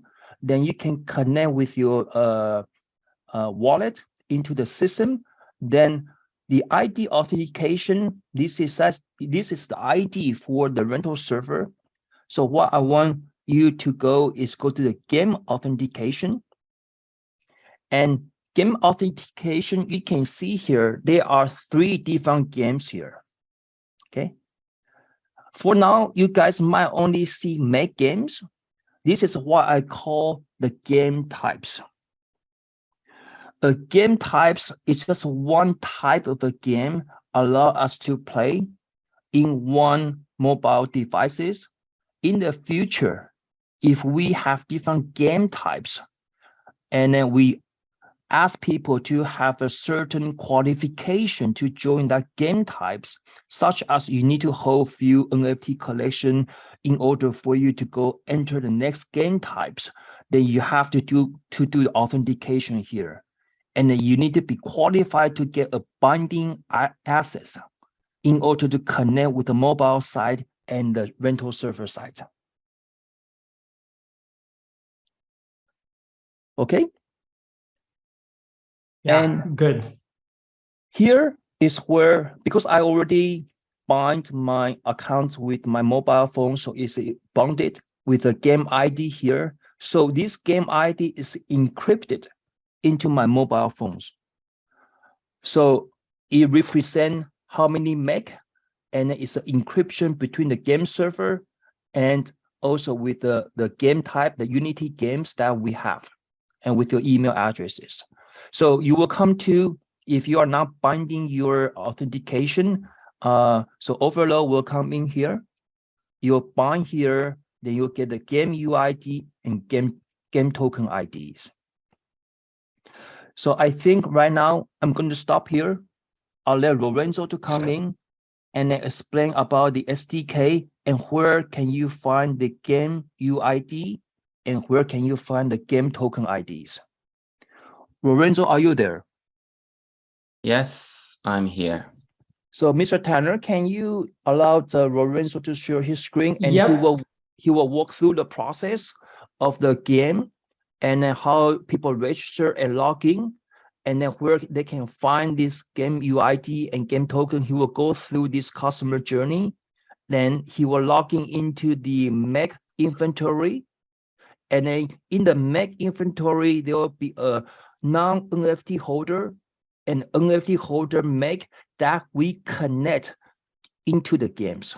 Yep. That will be the first demonstration. Then he was introduce how you select weapon types, and then how do you define a MECH, and then how they'll go through different game into the actual battles. So Perfect. Lorenzo, please share that. Yep. Jarvis, stop sharing your screen so he can take over. Perfect. Awesome, guys. You guys all heard Lorenzo on the last time, but this is the newest update. So, Hello, guys. Okay, let's start from the rental server. As already Jarvis told you, the connection will happen from the website. And after here, you can see there's my NFT. And of course, I already have set up my game. So it's already bounded, but I will show you how to bind it. So let's start the game. I will start from the editor. This one is of course, is for Unity only, but it's the same version of the mobile version. It's the same update. I'm not sure if you can hear my screen right now. we can't hear the music. Okay, perfect. So first of all, let's move directly to the connection. I will skip this part and I will go back. I will jump later. From here, you can go to the setting. I will just turn down the music. Okay, so you can hear a little bit better. Then I will turn it on later. Yes, yeah. Exactly. Yes. And from here, there's the UID that you have in the account. You can copy by just click this button here. And then there's the token ID you can get from here. So the token ID is something that you click it and you will get a valid token ID that will last just for 3 minutes. You can copy by click here as well. After you have both of the tokens, you can just put your game ID here and token ID. The token ID, of course, for security will be resetted every 3 minutes. So will grant more security for the connection. After you have both insert both of the ID, you just press confirm and the account will be bounded. So let's move back to the game. Well, in this update, we did a lot of stuff. First of all, I will start from the login, and we update this login. We add the forgot password. We had the registration was working properly. And for example, if I put a new password, if I put a new email, for example, oh, sorry, I'm Japanese. This is Japanese. Not true email at gmail.com. Oh, sorry, I have to go to register. And if I go here and I push send, the game will send a code to this email. Of course, this is not true, so I cannot check it, but you can check your email and you get the code. You put the code in here and sign up to get the connection done. So let's go back to my previous account and okay. And with the password, there's any limitations? No uppercase or special symbol? Sorry, I don't remember very well the details. I will let you know as soon as I have the chance. For now, I think there should be no problem. Also, yes, there you can put alphanumeric, so numbers and letters with no problem. Not sure for special Characters. Yes. So just be safe, only use uppercase or lowercase and number only for now. Yes. And yes, so if you have we have the login screen right now, loading screen to hide the translation of because also there was some bug happening while with lights, something like that, and we hide it with the loading. So guys, I want to, sorry, Lorenzo, I want to yes. have a quick input. You can see that's the MECH you're seeing right now, right? That's a real NFT MECH. So that's whatever you have in the asset. Okay, so that's MECH ID 1484. That is what you see in the game right now because of that connections. Okay, so Lorenzo will go to the management. Okay. So that's the ID number 1484 stalker. That is your NFT inside the game. And the health barrier is other game types. And in the future, Lorenzo, do we sync the actual characteristic of a rarity into the games right now? Is that the number and information there? Yes, you can see all here. the traits are already in there. Yes, you can see the from here. There's armor. Armor right now will be by 10. You will get the health. There's like the barrier will be the energy by 10. And here, and there's 340, but barrier regain will be intelligence, sorry. The speed is 33, the defense is 16, etc., etc. So you will get all the data in here. So, yes. So what Lorenzo is saying here is very, very, very important. And then we have to give a big kudos to Lorenzo. They have a management system converting all the rarity into the actual game strength power mapping that he just shown on the games. So the rarity and skill of your NFT or the talent that your NFT has actually impacts the way the game is played. And then you go back, Lorenzo, please go back to the Unity site. See the health, barrier, and attack, defense, accuracy, and speed. These are all the metric that we make much more simpler into 1, 2, 3, 4, 5, 6, 7 category inside the games that according to the metadata on the NFT side. So there's a metric and management side, the team, Lorenzo, and all the people converting into the gameplay. Yes. And you guys can also see at the top, there's that little NFT badge next to it. That only shows up if the MECH that you're hovering on right now is an actual NFT. So yeah, now you switch to the default MECH that a free player would get, and it doesn't have an NFT because it's not an NFT. You can still play it, but it's not an NFT. And it doesn't get play to earn. As well, you can see from here, this MECH will come with 2 flamethrower and a small bore minigun damage and mini rocket launcher 6-pack damage. Sorry, I don't think there's the. Sorry, here. Small bore minigun and mini rocket launcher 6-pack, not damage, of course. And you can see in the equipment, you will get the flamethrower, the second flamethrower, and you will get the small bore minigun, and of course the mini rocket launcher 6-pack, which is the exact weapons that were minted with the NFT. So exactly in the game, you can equip and unequip the exact weapons that your NFT came with. And then In the game play changes, we can offer you the ability to buy or find or win additional weapons that will be added to your inventory. And then later on, you can swap out weapons. So Lorenzo, thank you can you go back to the weapon inventory? So there are some importance I want everyone to understand is that the team went through all the weapon inventory. They even match the slot of each mech. Yep. And each slot have its own unique weapon types. And you can only select that certain weapon type when you play.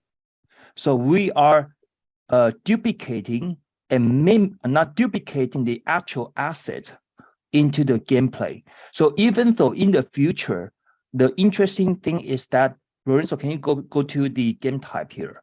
The first NFT that you share with us. You can buy additional. You mean here? Yes. Okay. So for example, right now, even though if this mech has only 3 weapons, can we buy more to install into empty slots?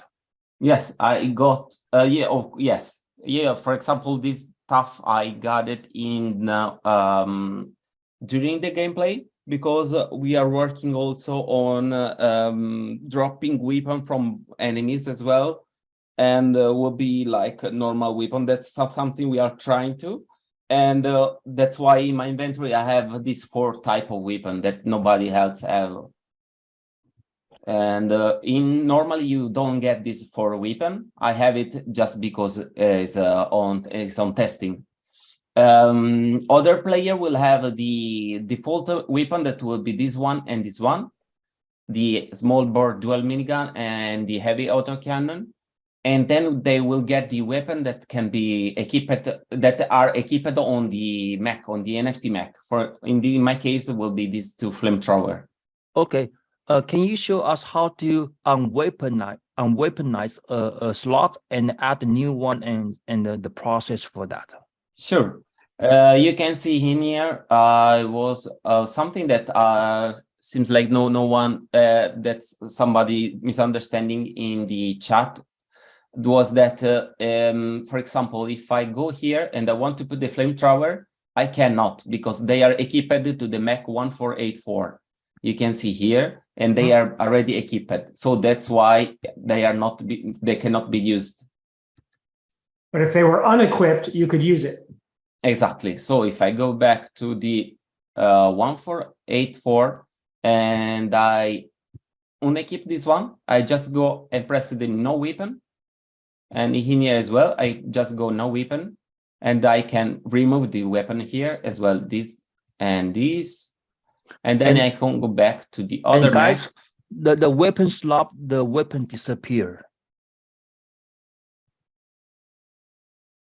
And you can see, for example, in here I have this weapon that is not popping up to the other mech, to the stalker, because the stalker cannot keep the grenade launcher. Yeah. So everything Lorenzo is talking about, guys, are the actual constraints that were used in the NFT creation process when we generated the 10,000 mechs. So the same rules that applied to the mechs when we generated them still apply in the game. So there's no cheating, scamming, nobody gets screwed, the rarity stays the same, everything. So it's all mapped directly in, which is awesome. Okay, so let me remove all this stuff and I take the NFT mech because this is obviously stronger. And let's put here I want to put it here, this one, this one, this one. And here I will have this cannon here. Okay. If I go back and I use this mech, then after this you have to decide which mech you want to use on the mission. In this case, this mech has been already selected. That's why it's in yellow. If I press this, it will become yellow, and I can use this mech. But of course, I didn't equip anything on this, so I don't want to start with him. I will go back to him. And in here you can see the mech have all the weapon equipped. Also, one things that we did during this update, we restylize all the stage. As you can see, the hangar will be is pretty cool. I think. Yeah, and looks better. There's a lot of lighting effect and some cool effect that's really pop it out the mech. And as well, all this data here, the metal, the CP credit point, and the crystal, and as well, not the level, but all this data will be directly connected with your player on the server side. So if you also change the device where you want to play on another device, you just enter the same password, the same email, you will get the same amount, or of course you will retrieve the same amount of data. And from here, let's see, I have okay, and the shop. We are working on the shop at the moment. Is just a beta version. Of course, it's really, we don't have the UI yet. It's just placeholders. But in here, we are already working on some stuff. And that's not connection. The server side is not connected. It's just a test. As well, if I go on mech management, I already show you the NFT that was be retrieved, the secondary weapon that we added, you can equip all the weapons on all the 6 slots, and the limited weapon for each mech. Also, one thing I did not show you, because the mech are new, is the repair function. We added. And we had a version that is actually working, but let's move to the gameplay. Okay, we'll go to mission. We added some camera movement to make it really more cool. We added a lot of details. Lorenzo, Yes. hang on one second. Guys, Sure. You can't hear it right now because the music's down, but it's also not playing through Zoom. But there are music, there's walking sound effects, there is explosions and sounds. I don't think it's going to transfer through Zoom. You can actually. Oh, okay. Do you have to change a setting or? You Why? have to go like on option and share. Okay, I think I can now. Okay, see if you can do it.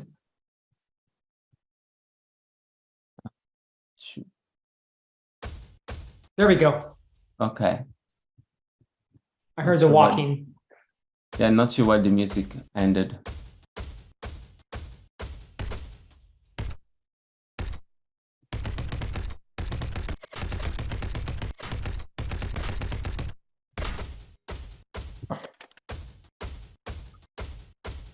Not sure why the music stopped, because I think because we changed the. And one thing that the community asked us was the pause feature. That's why we put it in the game. So you can pause the game and no one will shoot you.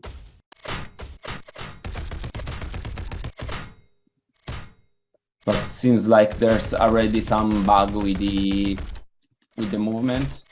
That's something that we can work on. And in here we have the sorry, what is this? No repair is the revive function. Revive, so, yeah. Exactly. So if you want to continue the game, you just can continue by using the Crystal gems, the crystal, exactly. And then yes, and you can get the full health and full barrier, and you can continue the battle.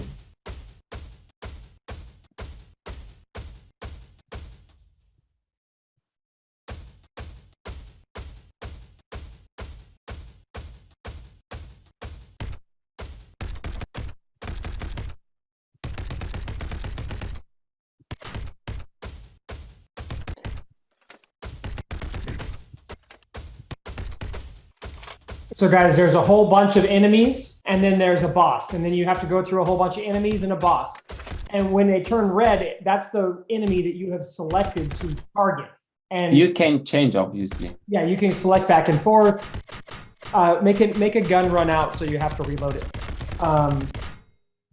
Yes. Then you have control over what enemies you attack. You have to tap and say which to attack. So you can switch back and forth. You can spread it out. You can change your weapons and use ones that do different damage or area damage versus penetration damage. And all that comes into play when you're killing enemies or the bosses. The different bosses have different weaknesses and all of that stuff. So, and you can look over here, we want to reload this heavy cannon, but there's a delay because it's a heavy weapon, so it doesn't reload instantly. And now it's reloaded. So there's all kinds of game functionality built in to make it different. You can see here, this damage will do only 8 damage. This weapon will do only 8 damage onto this boss. But if I use this one, that is a cannon, it should, if I'm not wrong, it should the piercing damage. Or no, sorry, this is hit damage because it's the flamethrower. So, yeah. And this is the bullet damage. The bullet damage will do a lot more damage. It will be double the damage because these boss have a weakness to bullets. Now, one thing to remember, guys, this is a prototype still. So all the weapons, no matter if it's a flamethrower or a machine gun or a cannon or whatever, they all shoot the same bullet because we haven't added all the individual effects for each weapon. So eventually a flamethrower will shoot a flame, but right now it doesn't because the effect isn't what's important. It's the functionality what's important right now. So, and that's why you see the flamethrower shooting a bullet just like the cannon or just like the machine gun. Yes, thank you for explaining it. And you can see here, I defeated the boss because I was using an NFT mech. I got CPs, credit point, and I got 20 of them. And you earned metal at the same time. Oh, yeah, of course, yes. Yeah, and it as you kill it, it's going to track that on the side, and that is added to your tally in your account. So if you had 0 credits, and then you killed and you got 10, you now have 10 credits in your account. And I think I will die here. Yeah, to go back to the screen. Also, we add these effects, as you can see on the border, when you have been hit, when it's hurting you. It will turn like a reddish effect on the border. Okay, and I died, so I can retreat. Yep.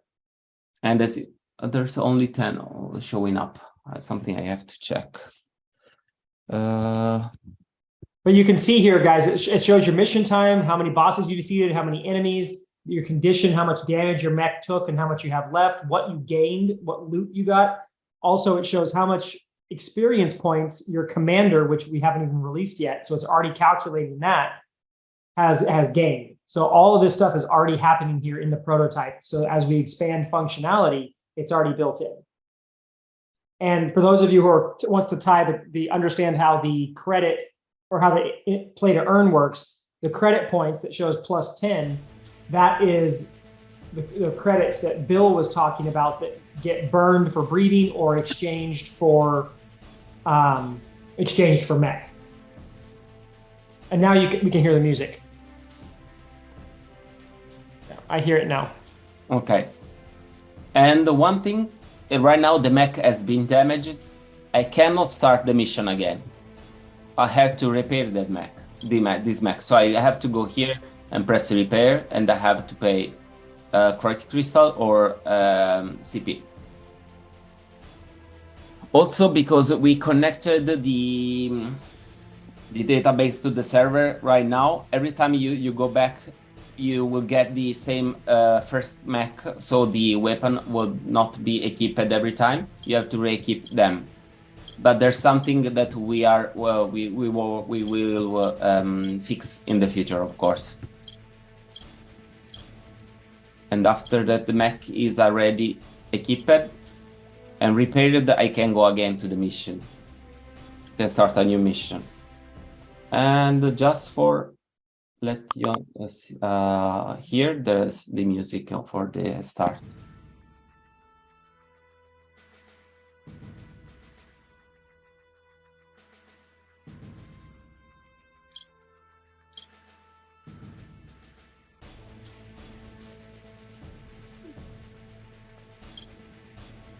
And other stuff,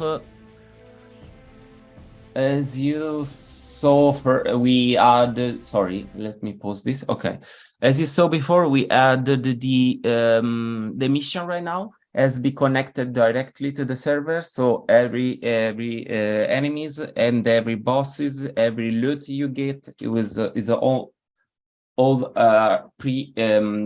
registered on the server. So there will be no cheat. You cannot cheat on that side. Also, if you change stuff in the game, the result will be the same because it's already saved on the server side. So it's impossible to cheat at the moment, or impossible. I would not say impossible, but it's really hard to cheat. And the enemy HP bar for the target has been added, and you can see as you change the target, you change also the bar. There we added the damage displayed on the. Let's turn off the music. Okay, we added the damage displayed over the mech, over the enemies, and okay, who's this mech? Okay, and then I can have the music here. Okay. There's like the item dropping when you defeat one enemy, so you can see the stuff you're getting, and there will change the color depending on what you're dropping. So if you're dropping metal, you will get this reddish color item. If you're dropping CP, you will have a yellow one. If you're dropping a weapon, other stuff, you get like a blue one. And yeah, we added the effect of the bullets, as Mr. Tanner told you, is just one for all the weapons. We have in program to add more effect for all the type of weapon, and every enemy right now can have an attack effect, and we put the pause feature. And of course, the sound and music manager has been added, as all the data has been stored in the server side, so all the data can be balanced every time. So if you want to, if you think that one weapon will be too overpowered, we can rebalance it. Or if you think, and if our weapon is too weak, we can of course add more power to it. And soul, their soul, yes. Yeah. So hang on, Lorenzo. Right now, guys, you see that blue screen in front of the mech?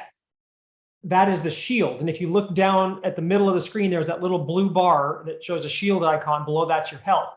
What we decided to do was give every mech basic shielding. Okay. But what that basic shielding means is it doesn't recharge. Okay. It just gets worn down. And the only way it recharges is when you pay the credits for the next mission to repair it. However, you guys, a lot of you already have shield generator icons. Well, or not icons, NFTs. The shield generator enhances your shield. And when you have that equipped on your mech, it can recharge during the mission when we activate that item for the game. It's not in yet, but it will be. But that's how the shield will be, the shield generator NFT will impact the game. So everybody's going to have a little bit of a shield when they start. But if you want it to recharge as you're playing the mission, which will make your damage go down, which will mean your repair costs will go down, you're going to need to have a shield generator equipped to your mech. And on the equipment screen that Lorenzo is showing you, where you can equip your weapons, there's also slots below the mech where you can equip specialty items in the future.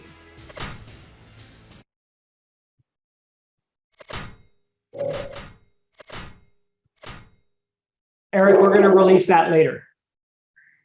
Sorry? Oh, I was answering the question. Oh, okay. Scholars will only have shield generators if they have their own shield generator NFT, at least initially. We'll see how we want to play with that functionality later, but that's not going to be a default thing. Okay, Lorenzo, do you have anything else to show us right now, or is that pretty much everything? No, that's everything. Yes. Okay, well, awesome. I know you've got other work to get back to, and you know, with Platinum Egg. So appreciate you taking the time to share this with us today.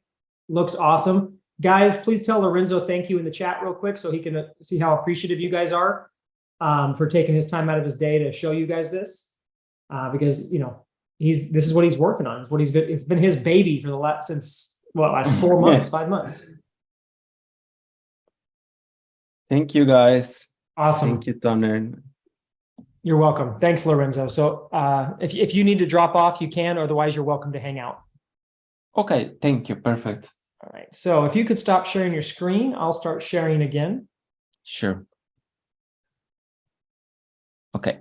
Okay, guys. So pretty exciting, right? And I totally agree with what Dan said. He said totally worth the wait. You know, this was the right decision to pivot. We could not agree more with the way this is coming out. And I mean, how about this for a P2E? Like, huge different from what you're used to, right? It's an actual game. Okay, so can you guys see the screen again? Oh, I put the chat down, so now I can't tell if you see the screen. Hang on. I put the chat. There we go. All right, let me move it. Okay, so Lorenzo did his thing. All right, so surprise number 2 and the wrap up to this AMA, the founder's card. Now, for some reason, they didn't show up very clear on here, but these founder's cards, right here, it says QuickShot. Okay, QuickShot is the company that Jarvis and I own that is going to own the infrastructure tools that we are building. This is a Dubai company that has just been formed. We went through all the legal processes. And so I want to explain something to you. MECH.GAME is one company. And then there is the infrastructure tools, which have to be siloed out in order to be able to turn them into a software tool and an infrastructure service company, right? So they're 2 separate entities. Technically, one does not affect the other. MECH eventually, quote unquote, becomes a client of the infrastructure company, which of course it's not going to pay for it because MECH is the reason it exists. But from a company structure standpoint, that's how that is. However, Jarvis and I were talking about this and understanding how we're structuring the company and how things need to change. And so technically the way things are, MECH is its own entity and the infrastructure company is its own entity in operation. So when MECH.GAME generates money, it doesn't impact the infrastructure company. When the infrastructure company generates money, it doesn't impact MECH.GAME.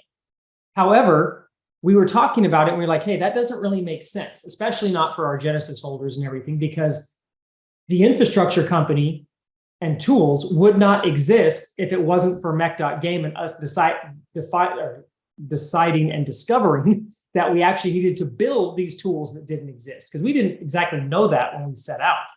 So it's fair to say that these infrastructure tools would have never even been built if it hadn't been for us starting MECH.GAME and you guys supporting the project.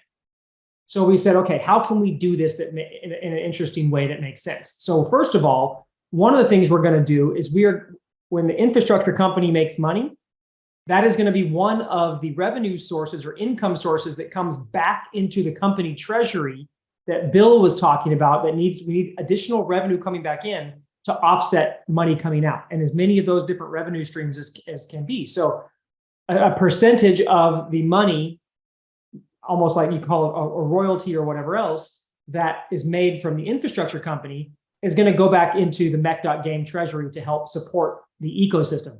Some of that money will go to liquidity. Some of it will go to the treasury and payouts and prizes, wherever it makes the most sense. Okay. Now, J-Rad, I had to reread that. I thought you were calling us a-holes, but you didn't say that. You called it a hole, and that makes sense. I had a double take there for a second. But anyway, so that's one thing. But these founders cards are something different, okay?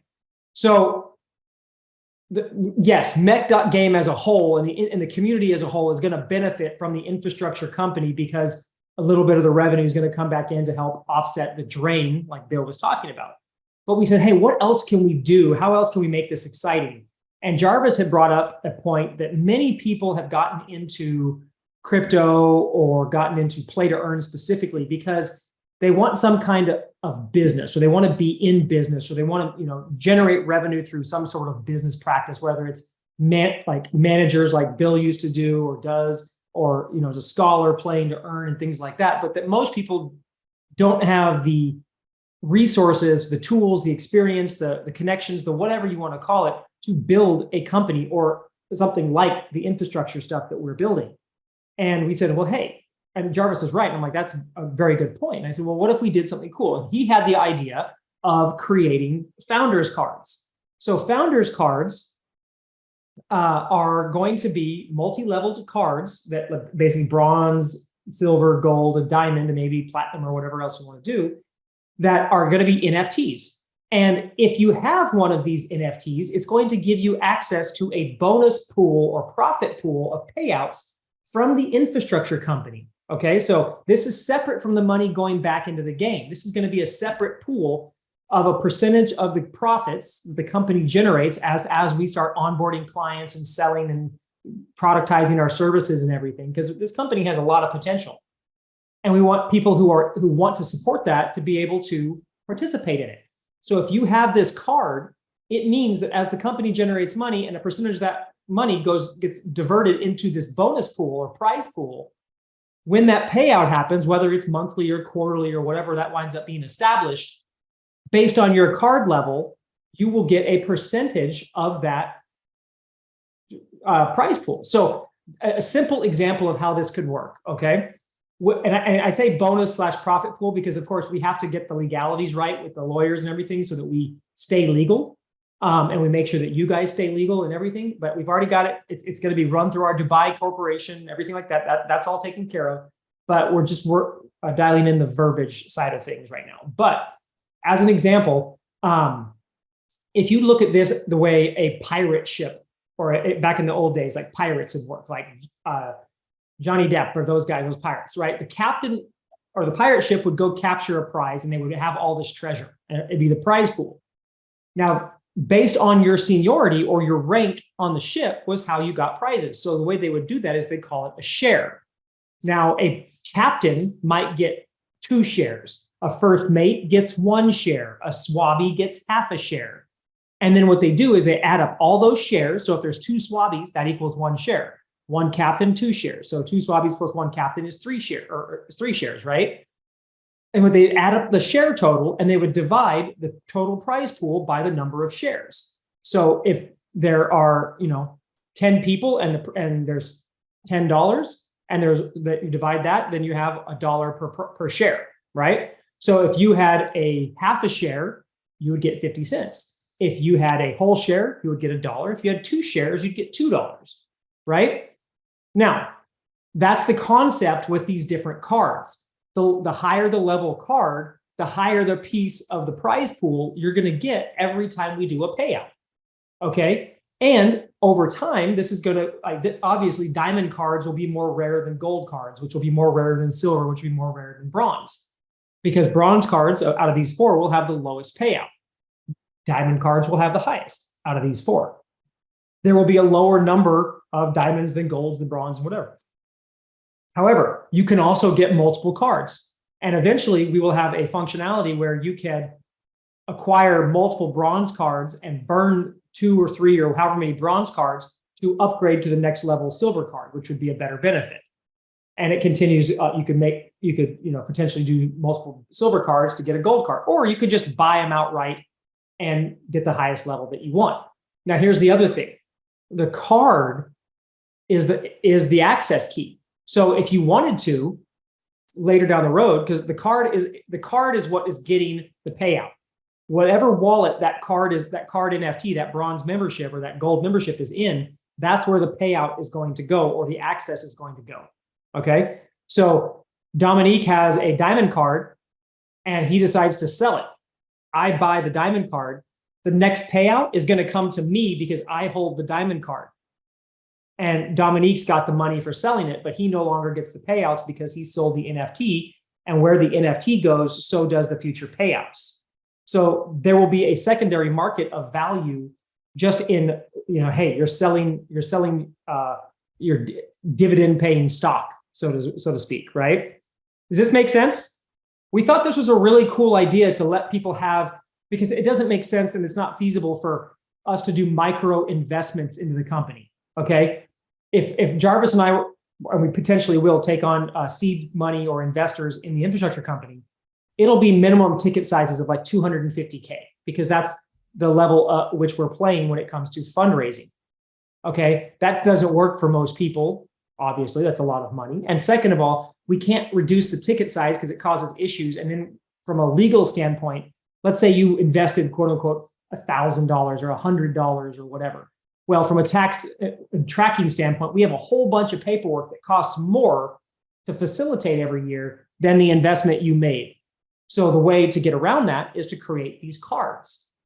Okay. And these cards are the things that are paying it. And since we already are a Web3 company, we already have the technology to handle, facilitate, issue, and all these different things, it makes sense. Now, the special thing is that how this affects Genesis Pass holders is these are going to be available for sale. There's going to be a mint. You can be able to buy different levels of access, maybe, but not, you may not be able to buy the highest level. Maybe you have to win that. We haven't decided exactly how the rollout's going to happen. But Genesis MECH holders, you can see the MECH logo on the bottom of that founder's card.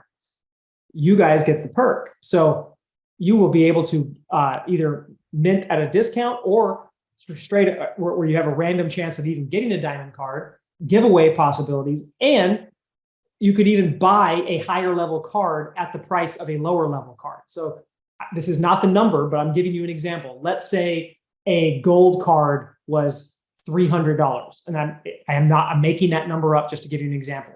And a bronze card was $100. We would let MECH holders do something like that, where they could buy the gold card for $100, basically by paying the price of a bronze. Does that make sense? And yes, Bill, has also said, he goes, we might need to give a few of these away in leaderboards. So imagine this as a part of the prize pool for scholars. Scholars are playing the game. They're making you money by renting out your mechs. They're getting leaderboard prizes. They win a leaderboard prize where they make 5 or 6 USDT and they get a bronze founders card, where now that scholar just scored big, right? Because they could either sell the card for immediate income because that has cash flow possibilities, or it can be used as recurring income on the prize pool. KS, that's what I was just talking about with it being offshore in Dubai, and we're getting all the legalities squared away. This will not be, this is not a US thing. It is not royalties. It is not investment. It is not any of those things. It is, if you have one of these cards, you have access to the other perks plus the bonus and or prize pool where rewards are paid out. It's not a guaranteed claim to any like ownership asset, okay? And we'll have the details and clarity on all of that stuff for you guys when this is actually getting close to being released. But I thought this was a pretty cool piece of alpha to share with you guys. We thought it was a really cool way to include you guys and allow you guys to be a part of it in a way that nobody else has done before. Jarvis, was there anything you wanted to add about the founder's card that I haven't covered? No? Okay. All right. Oh, you're still on mute. I'm sorry, Jarvis. I thought I took you off mute. Hang on. Hang on, Jarvis. Let me fix that. Sorry.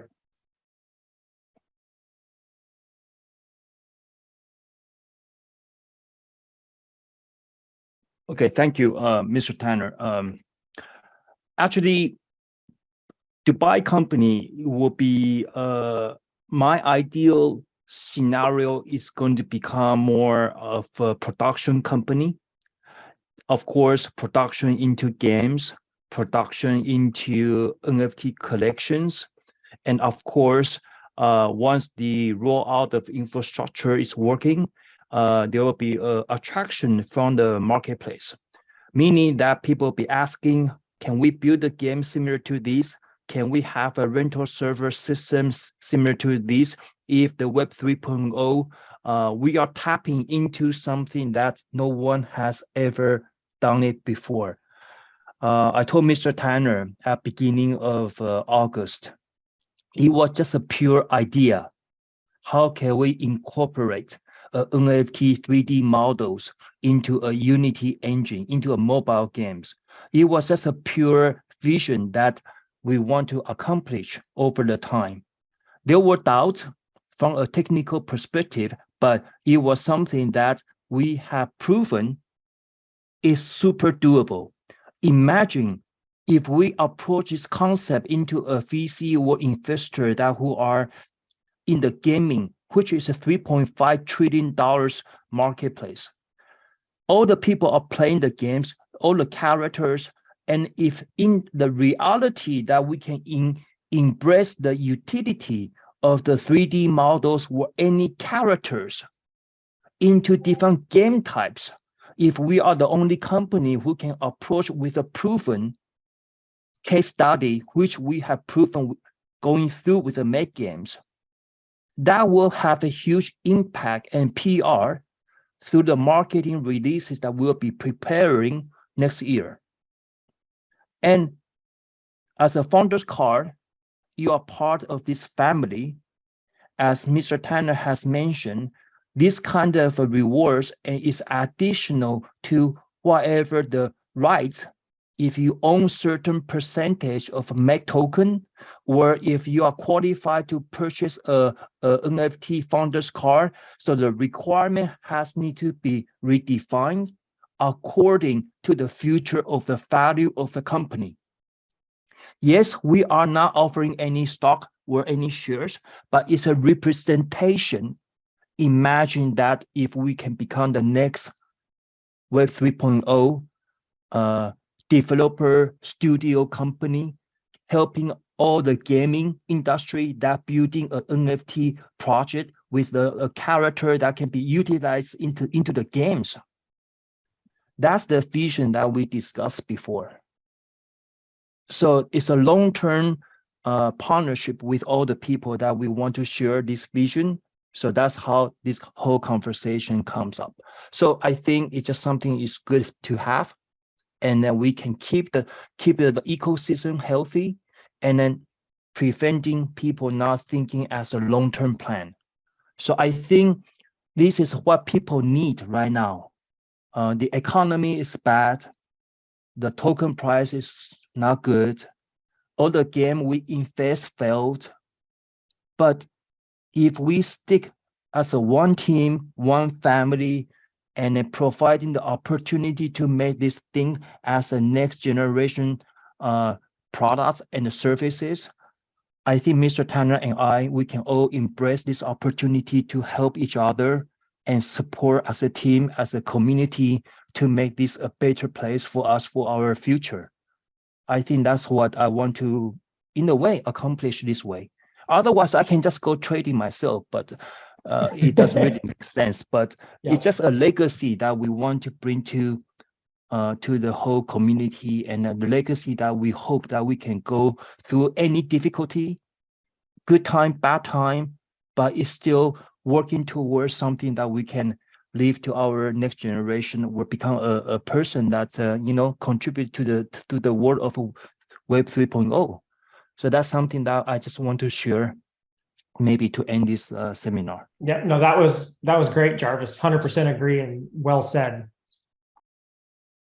Bill, do you have any final things you'd like to say before we wrap up? Nah, I think I'm good, man. But just I sort of typed it in the chat. But yeah, like that's what got me excited when you guys were talking about what you were building from that last AMA. And it's that selling the picks and the shovels in a gold rush. And I honestly believe that this is where I thought NFT gaming was going, where it was people owning the assets. And I played World of Warcraft, a bunch of other stuff. When you finish playing, your characters have value. You can then on-sell them, things you get inside the game. That's where I thought this was going. And it very quickly turned into, how can I 100x my stack with as a manager with scholars? And then we all saw what happened in the last 12 months. I think that crash is gone. and rebuilding back through the rubble of a lot of people that probably got wrecked from a lot of projects. When this does happen, and I honestly really think that this is the exact direction it goes, where it's that Web 2.5 into 3 with the ownership. I want to be somewhere, with the infrastructure to be able to onboard more people. When, like, as you guys have been saying, it's like when other games start coming on, I'm like, well, we got to get into this sort of Web 3, Web 2.5 space. Where's a good company that has done this before and has done well?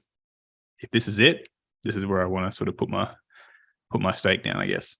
Mm-hmm. Good. Yeah, for sure.